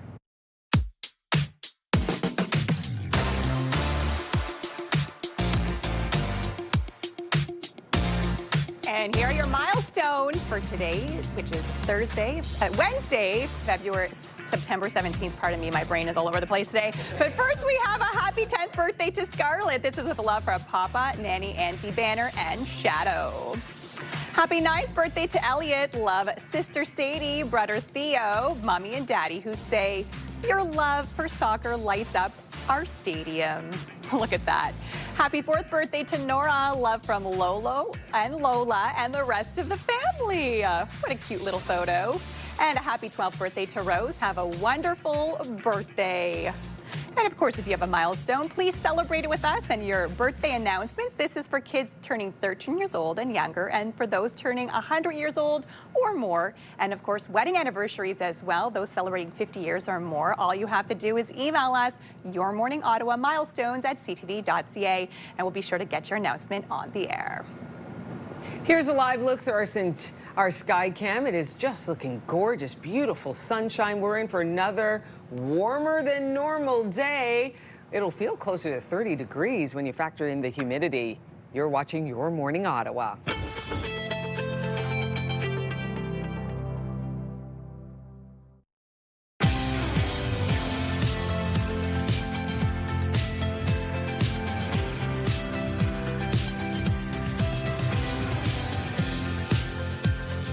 Morning and welcome. It's going to be a beautiful day. I'm Rosie Edden. Yeah, no complaints on the weather front. I'm Will Aiello. Hi, I'm Melissa Lamb. Thank you very much for that. I appreciate it. Yeah, I know. It's been just showing up Melissa for the last couple of weeks, and we are very okay with it. Absolutely. Coming up in just a few minutes, your morning coffee cam is in Stittsville this morning. Look at that, playing a little tune. We're going to take you back to Brews and Blues, a diner and music venue in the West End, in just a few moments.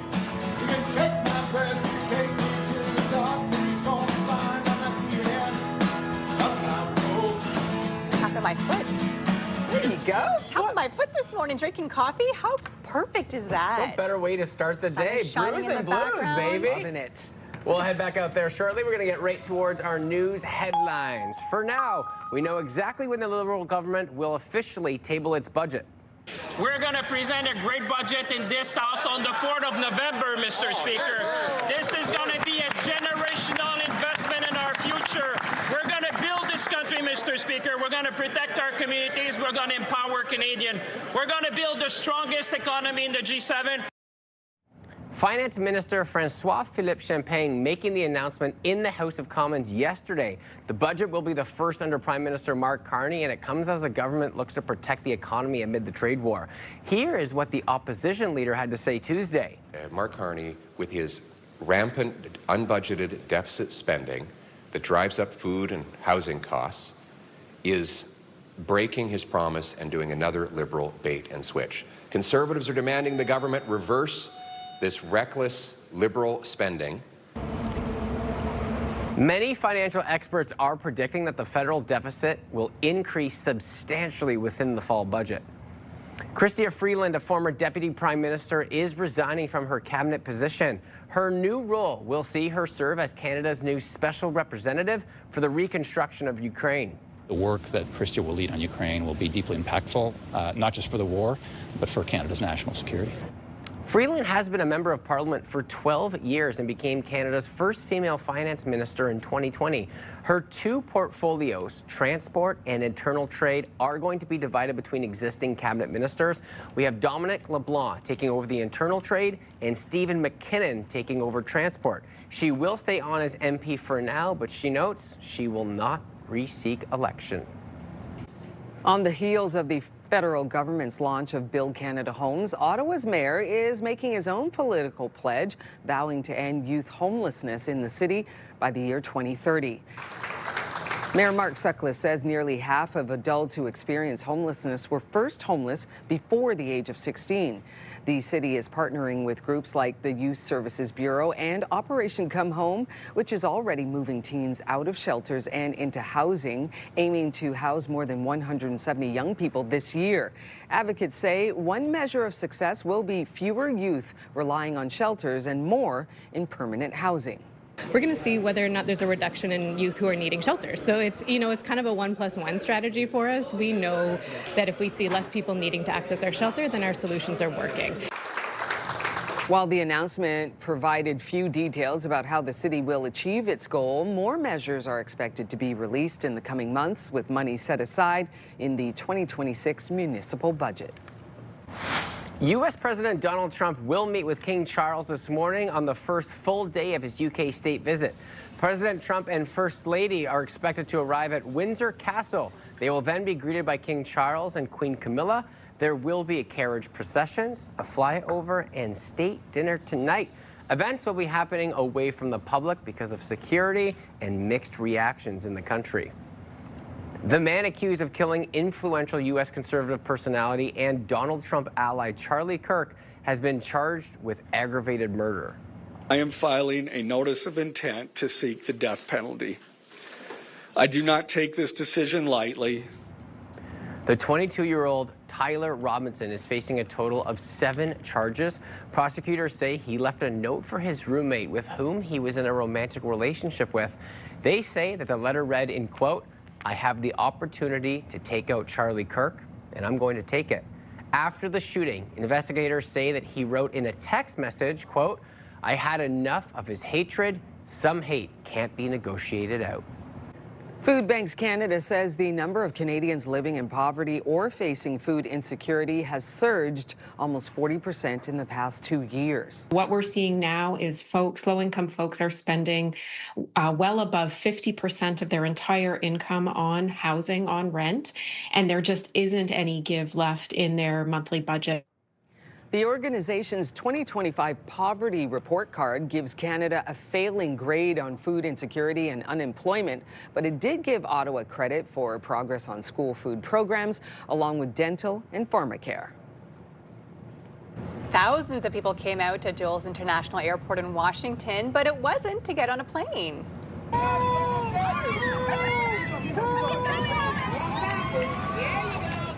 Yeah, not to get on, but it was to pull the plane. Wow. 86 teams came out to the 2025 Dulles plane pull, raising $600,000 for local Special Olympics athletes. Teams competed by either pulling a FedEx cargo plane or a United Airlines 737. Can you imagine picking? Wow. You're like, the cargo plane or the 737? Which one do you think we can conquer here? Well, listen, we got the fire truck last week, so what do you think? Maybe we're ready to step it up a level and maybe pick a plane? Might need a couple more people to help us just out, a few. because it's a little bit heavier, just a bit heavier, but we can do it. Maybe we go for your small plane that you did your aviation segment with. We'll start with the biplane, and then we'll work our way up. There you go. Love that. I'll swap out the high heels for sneakers this time. There you go. Yeah, I still can't believe you did that. That was amazing to watch.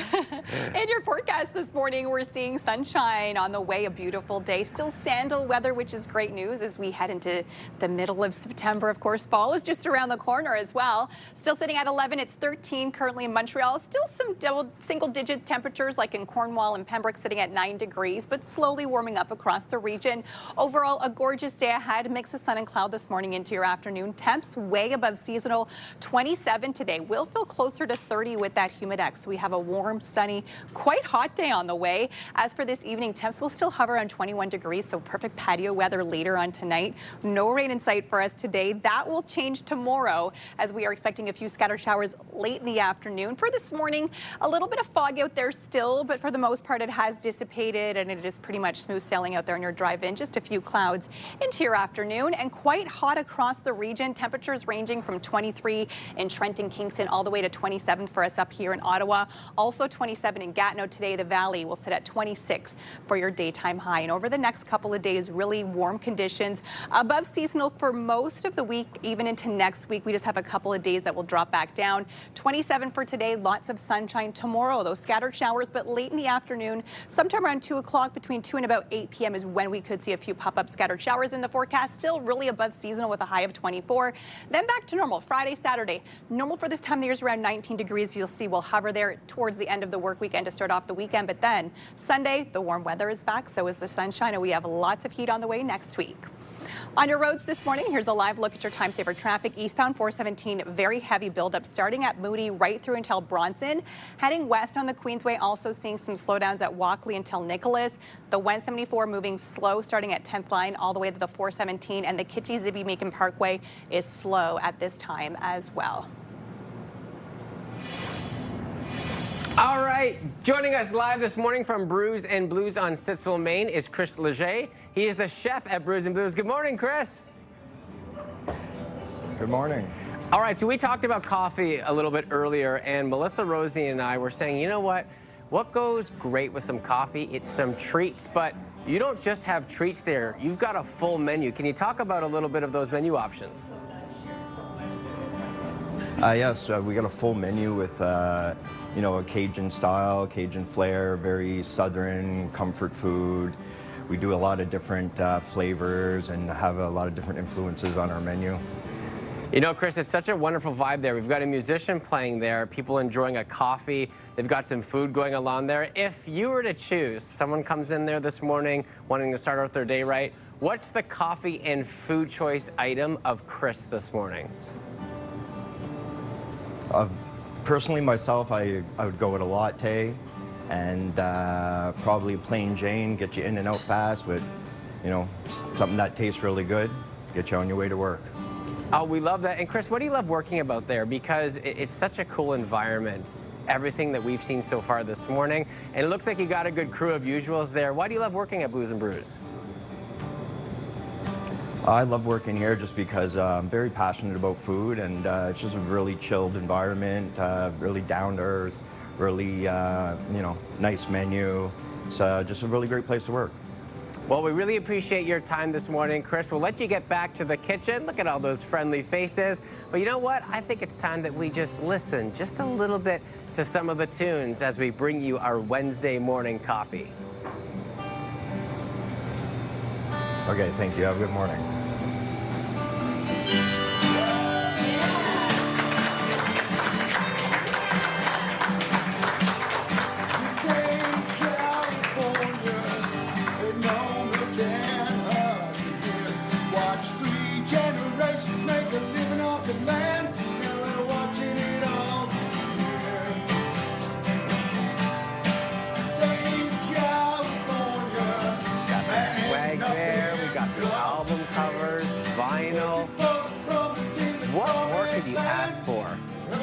Start your day. Just amazing. Our crew's having some fun there. And again, grab a great cup of coffee at Brews and Blues today. That's where our coffee camera is set it up on this Wednesday. Tomorrow morning, Coffee Cam is headed to Almont. We'll be stopping by Equator Coffee. So join us live at Equator in Almont if you are in the area. Thanks to everybody at Blues and Brews this morning. What a great time. Music in the morning doesn't get better.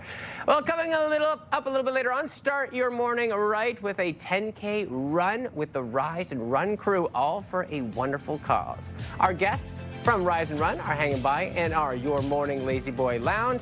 Taking a peek at our Centennial Glass sky cam. The sun is shining. Temperature's still feeling like midsummer this afternoon. Stay with us. We'll be right back.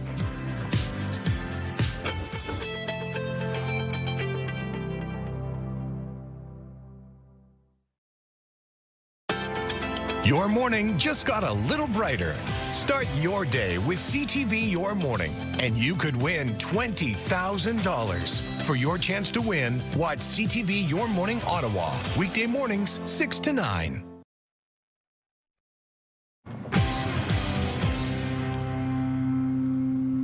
A family-owned Canadian skincare brand is here for the low-maintenance Babe. Birch Babe co-founders join us here today to share a few simple tips to help you transition your skincare into fall. Please welcome Kelsey and Lindsay Irvine. Good morning to you both. Hi. Thank you so much for both being here. Let's get your story on how this all came to be, because I love it. We love sharing our stories. Yeah. So Birch Babe, for anyone who doesn't know, actually started 10 years ago when our mom hiked from the southern tip of Patagonia to the northern tip of Chile by herself. Incredible. And it gets better. Okay. It took her 5 months, and when she came home, she was so inspired to do more for the planet and her body that she actually quit her job, went back to school at 60, and got 2 diplomas in organic skincare formulation. Incredible. I love that, you know, age is just a number. You could do anything at any time in your life. Yeah. Yes, and then 3 years after that, me and my sister came on board, and we've rebranded the brand. We've grown it from being in 30 stores across North America to over 400 stores across North America. I love it. So it's a full family business, which is so much fun. Yeah. Okay, let's talk about one of the most commonly asked questions you guys get. All the time on our social media, our community asks us, like, what what order do I use my skincare in? So we've actually brought a couple of our key bundles. We have our bundle in sensitive skin, oily skin, and mature and dry skin. Also for peri and postmenopause. But we always like to say start with 4 if you want to go there. And the 4 key skincare items you want is a really good cleanser that's gentle. It's not going to strip your skin too much. You then want to follow with a toner that's going to balance your skin's pH for your skin type. A serum that's going to add hydration, moisture, and nutrients. And then a face cream always comes last because it's going to lock in moisture and protect your skin from environmental stressors. Right. One thing I will just say is some people are like, no, I'm a low maintenance babe. Like, I don't want 4 steps. Yeah. That's okay. Just know that you can start with the 4 base. And then if you want to just do 2, just get a really good cleanser and a really good moisturizer, and you're good to go. Those are the 2 key. You can build from there. But it's really beneficial to add the 4-step routine, right? Of course, yes. Invest in your skin. You'll be very thankful later, is what I always like to say. And you have different lines as well for different skin types. So it's important to be making sure you're putting the right products for your skin type. Absolutely. Okay, let's move on to add some stuff for fall, because we of course know fall. Things change a little bit. It gets a little bit drier, and so does our skin. How can we brighten up our skin? So we don't talk about our hero bundle. So this is our LTB bundle, known as our Lightening, Tightening, Brightening bundle. And it has our top products. I'm going to do a little sample on your hand while Lindsay talks about it. So this is our gentle face scrub, which is amazing for fall, because fall is actually the best time to start exfoliating your skin. This has finely ground apricot kernel shell, so it's very gentle. We also have castor seed oil and sunflower seed oil, so it's actually not going to cause any micro tearing. It smells delicious, and it's just going to get rid of all the dull skin and moisturize your skin as well while exfoliating. It smells so good. The funny thing is, I've been actually looking for something like this, an exfoliator, because I just find my pores get a little bit clogged this time of the year as well. And I want to unclog them. Totally. And so you want to like refresh your skin with that. One thing I'll add to Lindsay's point is fall is actually the best time to exfoliate your skin because there is less exposure to sunlight. So we have less hours of sunlight during the day. So it's the safest time to really go deep and exfoliate. And then add on something like a vitamin C, which Lindsay loves talking about. Oh my gosh, this is my favorite. So there you go, she's a fresh one. It smells really fresh as well. Yes, that is geranium, frankincense, and lavender. So our golden hour brightening face serum has ferulic acid as well as 7% vitamin C. So it's a stable vitamin C. It's very great for anyone with sensitive skin, as well as beryllium oil. So it's going to help kind of brighten up your skin as well as fade any dark spots, and it also will help tighten and plump your skin as well. I need all of those things that you just listed. And to Lindsay's point, a couple of things that you want to look for when you're looking for a vitamin C serum that a lot of people don't know about is that you really want to make sure it's in a UV protected bottle. Whatever brand you're purchasing from, you want to make sure it's not going to get exposed to UV because it's going to break down the vitamin C. It's going to lose its potency over time. You don't want that. In addition, you want something that has an airtight pump. Very important. A dropper is going to allow more air into the vitamin C formulation. It's going to add oxidation, and it's going to break down the vitamin C over time. So you'll notice you don't want that, and you'll notice it's breaking down if it's like starting to smell different, if it's changing in color, if it's getting darker. So those are key things to look for. And then to Lindsay's point, you also want a vitamin C that's stable. So we like to stick around 7%. Anything over 10% can start to irritate your skin. Okay, well, some great advice. And of course, where can people find you for all of these products? And of course, so much more as well. Oh, you can find us at birchbabe.com. Online, as well as in a bunch of retailers near you. Amazing. Well, thank you both so much for joining us today and helping us refresh our fall skincare lines. Will, vitamin C cream, you ready for it? I've already got my eye on a few, but I will need some help to decide how to put it on. Well, well, your morning just got a whole lot richer. We're giving away $20,000. It is code word time. Imagine what you could do with that money. Possibilities are pretty much endless at this time. The code word for today, happy. Head to the contest page on ctvottawa.ca, or if you would like, you could also scan the QR code that's going to come up momentarily right on your right side of your screen for your chance to win CTV Your Morning Ottawa's $20,000 giveaway. But you got to watch us tomorrow as well, because we will have a brand new code word. Good luck to all. Stay with us. We'll be right back.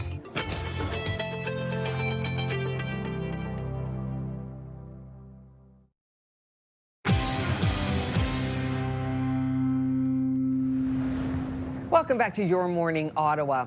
A local run club, Rise and Run Crew, is organizing a charity run and live concert for cancer research through the Terry Fox Foundation. And joining us is John Surrett with Rise and Run and Lori Hinsberger, an advocate with the Terry Fox Foundation. We really are so glad that you can both be here today. Let's talk about this run. Good morning to you. Good morning. Okay, so John, tell us about Rise and Run and what you're doing. So Rise and Run is a student-led run club.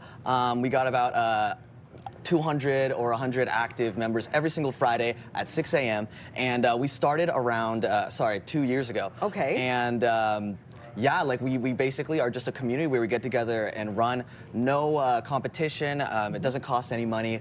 And yeah, like we just have everybody show up and we do a 5K and then come back and we have a social hour. Oh, that's right wonderful. Rise and Run. So I'm assuming, are we talking in the morning here? Yes, every Friday at 6 a.m. Every Friday, 6 a.m. That's wonderful. So how did you partner up with the Terry Fox Foundation? So our community is pretty big and we get a lot of people really interested in these community events, and we've been doing partnerships and charities before. And I just thought that right around the start of the school year, what better way to use our community for a good cause than with the Terry Fox Foundation. So it's the 45th anniversary of the Marathon of Hope, and I felt since we're a run club and we wanted to do something for a good cause, that the Terry Fox Foundation would be the best choice. Yeah, it is such an incredible foundation. It has been around for decades and raising millions of dollars, very much needed. Lori, can you tell us about your story through cancer? So I'm a colon cancer survivor and I call Thriver. Yes. I've been through many rounds and up and downs, I guess you could say. I was diagnosed at a young age, like Terry Fox, with colon cancer, actually misdiagnosed because I'm a young person and young people don't get colon cancer. Went through, did my bout of treatments and things like that, and still to this day kind of working through those treatments. And yeah, I'm happy to be an advocate to spread cancer awareness and help us raise more money. The foundation is trying to reach their $1 billion goal raised for cancer research. I wouldn't be here talking to you today without the research that was raised by the Terry Fox Foundation because of all the medical and the technological advancements. So I'm very happy to be here on behalf of a lot of people that I have lost along the way and a lot of people that have survived along the way as well. We're really glad to have you both here. Thank you for sharing your story. And John, thank you for what you're doing, putting this together. This is a run that's happening, student-led, Rise and Run, in conjunction with the Terry Fox Foundation to raise some more money for cancer research. Thank you very much, John and Lori. Thanks so much for coming by, you guys. Really appreciate it. All right, we will be right back after this short break. We're in for a beautiful day. You're watching Your Morning Ottawa.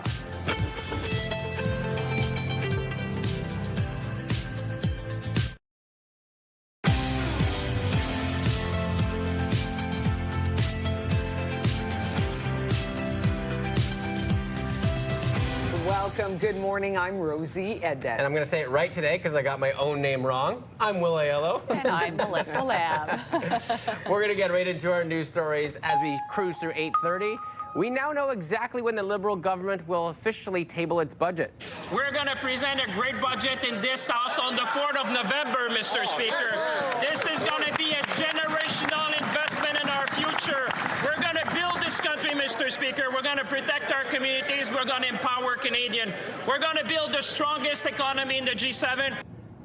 Finance Minister François-Philippe Champagne making the announcement in the House of Commons yesterday. The budget will be the first under Prime Minister Mark Carney, and it comes as the government looks to protect the economy amid the trade war. Here's what the opposition leader had to say Tuesday. Mark Carney, with his rampant unbudgeted deficit spending that drives up food and housing costs, is breaking his promise and doing another Liberal bait and switch. Conservatives are demanding the government reverse this reckless Liberal spending. Many financial experts are predicting the federal deficit to increase substantially in the fall budget. Chrystia Freeland, a former Deputy Prime Minister, is resigning from her cabinet position. Her new role will see her serve as Canada's new Special Representative for the reconstruction of Ukraine. The work that Christia will lead on Ukraine will be deeply impactful, not just for the war, but for Canada's national security.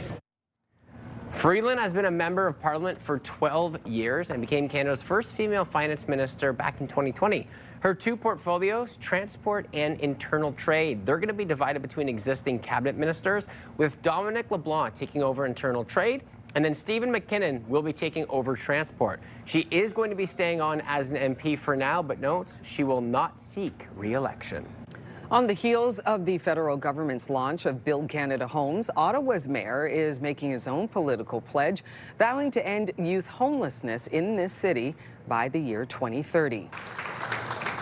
Mayor Mark Sutcliffe says nearly half of adults who experience homelessness were first homeless before the age of 16. The city is partnering with groups like the Youth Services Bureau and Operation Come Home, which is already moving teens out of shelters and into housing, aiming to house more than 170 young people this year. Advocates say one measure of success will be fewer youth relying on shelters and more in permanent housing. We're going to see whether or not there's a reduction in youth who are needing shelters. So it's kind of a 1+1 strategy for us. We know that if we see less people needing to access our shelter, then our solutions are working. While the announcement provided few details about how the city will achieve its goal, more measures are expected to be released in the coming months, with money set aside in the 2026 municipal budget. An update to a breaking news story we brought you yesterday. More than a dozen people are now displaced after a fire tore through a Vanier apartment building, leaving behind extensive damage. The flames spread quickly as residents scrambled to get their children and pets to safety. We don't know what to do. We are like, where are we going to have another house? Where are we going to live tomorrow? In all, 16 people are now displaced, 11 adults and 5 children. The blaze appears to have started in one of the basement units before engulfing the stairwell, traveling to the upper units, and investigation into what caused the fire is ongoing. Fire officials are also reminding people to have a clear emergency exit plan in place and to ensure there is a working smoke alarm in every room. Inflation did tick up slightly last month. The inflation rate increasing to 1.9% in August. That's up from 1.7% back in July. The price of gas was down and so were shelter costs, but it was not the same for food prices. The Bank of Canada is expected to make its next interest rate announcement just a little bit later on this morning. People living in Cape Cod got quite the surprise when they saw this out and about on Sunday. Where would an ostrich come from, Pam? I don't think it's an ostrich. I think it's an emu. She's right. It's an emu. And it escaped from a nearby farm. His name is Walter, and he ventured through 2 towns before his owners tracked him down. Yeah, I would have said ostrich too. They believe that he was startled by something so much that he hopped 2 fences, each 1.5 meters tall, and then took off. It is impressive that they were able to catch him, since Walter, could run nearly 50 kilometers an hour. Look at him go. With those long legs. We got our own hurdler over there too. Yeah, there you go. That's a long way to Jumping jump over and so fast. 2 fences, and not just one. My goodness. Making strides. And Walter was going in some sunshine out there too. Maybe we can have some Walter weather over here. We do. We have lots of sunshine on the way. And a matter of fact, it's going to be quite hot, especially into your day ahead. 27 for today. Average is around 19 degrees, so we'll be well above that. We'll feel closer to 30 with that humidex.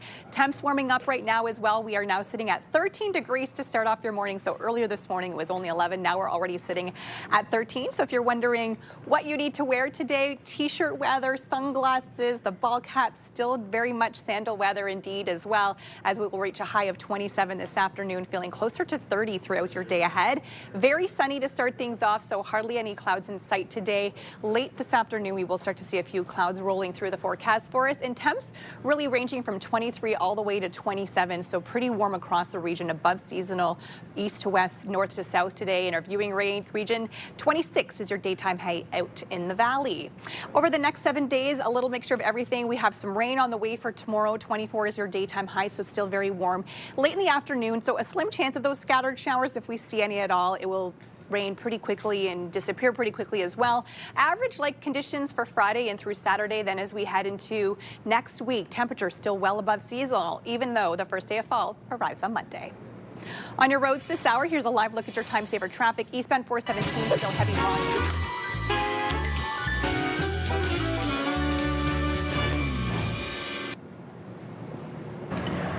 All right, we got Julie Finley in the house this morning to show us another one of her wonderful recipes, and especially for this time of year. Good morning and welcome to our new show. I know, this is great. Congratulations. I was so busy watching the new show that I didn't have a lot of time to prep, and then I realized you don't actually have to get too much going because it's fall harvest. There's so many things in season. Just make it simple when you're preparing foods, preparing lunches, and snacks. Easy to go. We like simple. We do like, yeah, you guys make it look simple, that's for sure. Yeah, so it's so great to have you on this morning, and you've brought some goodies with you. You know what? I went to the market. It's every weekend. You guys always talk about it, the Ottawa markets. You have them at Lansdowne, you have them at Byron Path.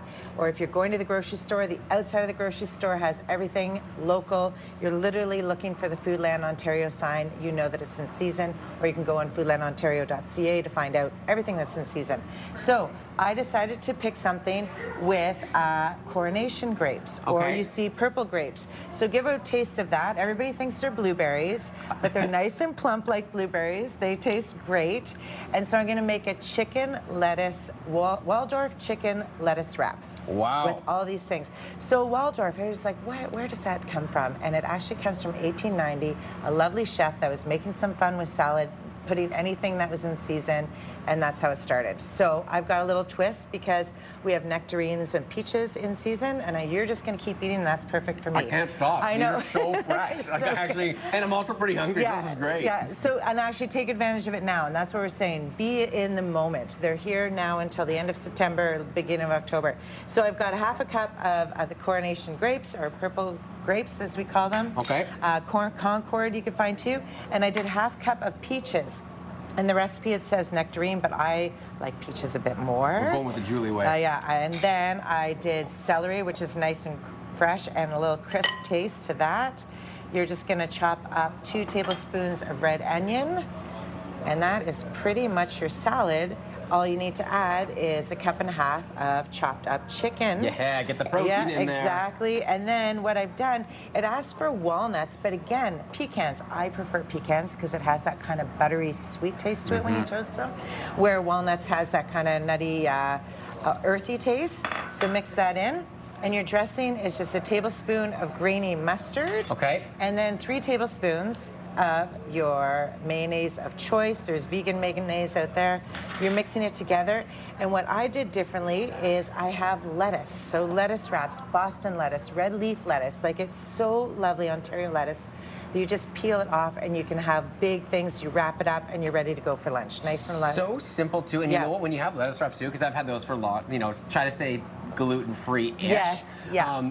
It's so tasty and fresh what you have there. But you also have some great elements over here. Yes. Like, I gotta be honest with you, as soon as you say it, I'm going for a block of cheese. Yeah, you could go for a block of cheese. That is the go-to. So I actually just wanted everyone at home just do a regroup of what you could do is build skewers. Because what we're trying to do is introduce our kids to everything that is fun and in season and fresh. So when they come home after school, you're having that conversation, or if they're heading to school and you want them to have a fun lunch, get these little skewers. They can put their things together. You just layered it up like this. But again, just have those things out for them. And you got a little peach on top. So you've got like a fun lunch, nice and easy. What a great idea, because it gets them involved. Yeah, it makes it a little bit more fun to make your lunches. Yeah, and then snacking peppers are great to throw in a lunch. And then peaches are great. I actually didn't bring my knife, but there's like a kid's knife that you can use that you're literally just peeling around the ends, and you could peel out and just get that little seed out of it, because it does brown, and if it does and you want to put it in lunch and not give them a knife, just put a little bit of lemon juice on it, citric acid. But again, those grapes, take advantage. Make sure everything is labeled. Yes. Get your Mabel's labels. I'm sure some people at home right now are like, I know. We have lost a few things already, and that's okay. And you've got the camera right on that. Have kids getting involved in making their own lunches. So that has little pictures, tells them how to fill up their lunch, so when they come home, you know it's gone because they chose it. Nice and easy. And you know what? Melissa came over. So the first thing she said, though, she loves the labels, and it really does wonderful things for the morning. Julie, really appreciate your time this morning for coming in, and especially this time of year, making life nice and simple for us. Thank you. Thanks for having me. All right, if you want to join us on Your Morning Kitchen, you know of a great local chef or restaurant, you can email us yourmorningottawa@ctv.ca. Melissa, over to you. Ask the Expert, brought to you by Nelligan Law. And it is time for Ask the Expert with Nelligan Law. And today we are taking your questions on power of attorney. Send those questions to us, yourmorningottawa@ctv.ca. And today we are joined by Jacob Harper from Nelligan Law. Good morning to you. Good morning, Melissa. Okay, let's first of all talk about what exactly power of attorney is. So what a power of attorney is it's a legal document which people have lawyers draft and then sign, which grants another person the authority to make decisions on their behalf. Okay, so when is a good time to maybe start thinking about something like a power of attorney? Is it something that everybody should have, or is there a certain time in your life that you should start thinking about this? Most people should actually have one after they turn 18 years old. Okay. The surprising bit most people don't realize is even your parents don't have the automatic authority to make decisions for you after you become an adult. Okay. So as soon as you turn 18 years old, if say an unfortunate accident happens, you're in a car accident, or say you have a big sports injury, it's good to have this document just so there's the peace of mind and the right person can step in and make the decisions that are necessary for you. And what were to happen if you don't have a document like this in place and something were unfortunately to happen? So in the event that you don't have a power of attorney, you need to go and apply for a guardianship. Okay. This is a court application that you make to the Ontario Superior Court of Justice to get them to approve you as a person's legal guardian. Wow.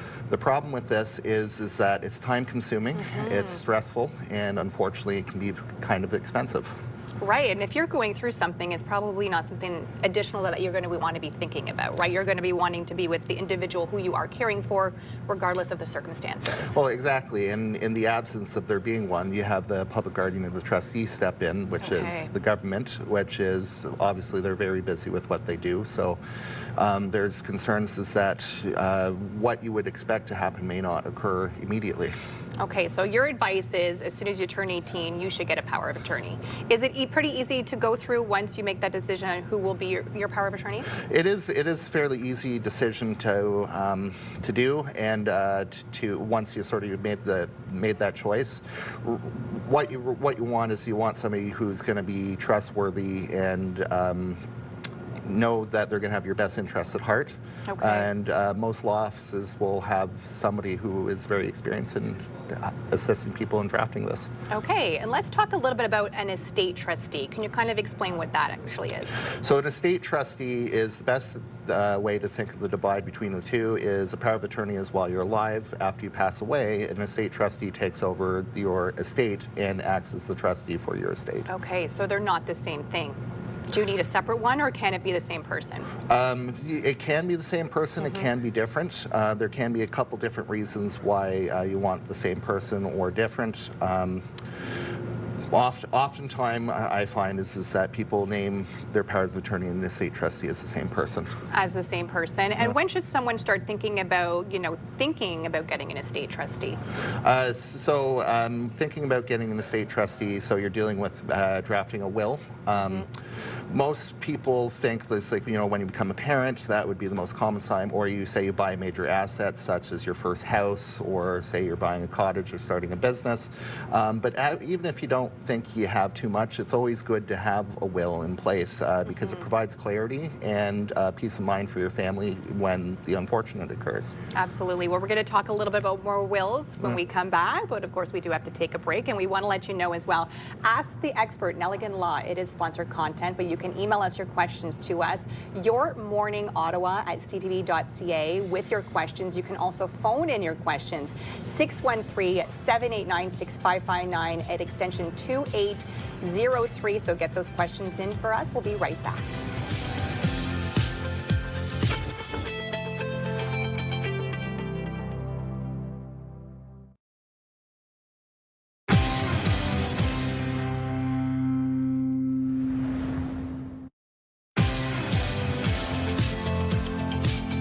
Ask the Expert, brought to you by Nelligan Law. And if you would like to get in touch with Nelligan Law, you can call them at 613-238-8080. You can also email them info@nelliganlaw.ca. Their website is nelliganlaw.ca. And of course, you can also locate them at 50 O'Connor Street, Suite 300. And I'm joined once again by Jacob Harper. Good morning to you. Good morning. So we were touching a bit about before the break about wills. So let's just talk about when the best time to get a will actually is, because we kind of touched on it, but we didn't get the full information. Sure. So the best time to get a will typically is when you enter a new significant relationship, you bought a new big asset, such as you bought your first home, or there's a significant life change. I would say it's never too early to have a good to get a will, since most people sometimes they'll say I don't have too much, right? But what I would say back is that you want to provide sort of your family members and your loved ones peace of mind, and it makes sure that there's clarity and there's no dispute about what your wishes were. And it's just more simple for your family members if something were to happen. When a will is in place, then there's no stress put on them because they have your wishes granted. And it could be just something like you maybe don't own a home or a car, but maybe you have that piece of jewelry that was handed down to you from a grandmother that you want to make sure is passed on to someone else. Well, absolutely. Yeah. So when is a good time for people to start thinking about will? Is there a certain age, like 18, or is it just kind of when they feel like they're ready? I'd say when they feel like they're ready. Legally, people can't make a will until they are at the age of 18, and maybe at that age you do have that significant piece of an asset that you want to pass on to someone. Typically, I'd say most people these days, it would be sometimes in the mid-20s. When you finish school, you started your first job, and you're working towards starting a family, is probably when it makes sense for most people, but it's never too early to have a will. So let's say you have your will in place. How often should you maybe potentially be updating this will? My general rule of thumb is I say you should look at it every 3 to 5 years. Typically, the reason for this is major life events happen, such as maybe you got married, or you have another child, or unfortunately maybe there was a death in the family who you've named as executor or beneficiary. So generally I find is that we plan wills out to say what's it going to look like for the next 5 years, and then we look to review them on year 5. And things do change pretty quickly within a 5-year span as well. Let's talk about problems that can arise if potentially you don't have this will, because there can be some issues if you do not have something in place. Right. So in the absence of a will, your estate is considered intestate, which means you pass away without a will, and you are left to deal with Ontario's succession rules under Succession Law Reform Act to deal with how your estate is administered. The major problem is there's no automatic person that takes over as the executor, and none of the asset holders will deal with you until that person is chosen. And so say even if you're married and you have kids and you don't have a will in place and something does happen to you, there can be issues that can arise even for a husband or your kids. Exactly, because the spouse has no automatic right to manage your assets absent the wills appointing you the estate trustee. So it can cause a lot of stress for family members and spouses if there's nothing in place. And is a will pretty easy to draft when they meet an expert like yourself to help kind of go over that? Yes. So in my practice, I deal with this every day, and I have conversations with people just like with you, Melissa, and we just chat about sort of what their expectations are, what their assets are, and what they want to happen when the unfortunate time comes. Perfect. And really quickly, digital assets. This is kind of the new thing with estate planning as well. Yes, so digital assets, I call it the new frontier. There's a lot of special considerations that go into it, because we're talking everything from online platforms, Facebook, Instagram, cryptocurrency, online storage. And the main problem with this is we can't just leave passwords in a will, and often you need those passwords to access all these assets. So that with digital assets, their choice in estate trustee can become so much more important. Perfect. Well, thank you so much for joining us today and helping us break this down. And of course, if you want to reach the experts at Nelligan Law, you can call them 613-238-8080. Email them info@nelliganlaw.ca. Their website is nelliganlaw.ca, and they are located at 50 O'Connor Street, Suite 300. Here's a live look through our Centennial Glass Sky Cam this morning, still sitting at 13 degrees at 8:54.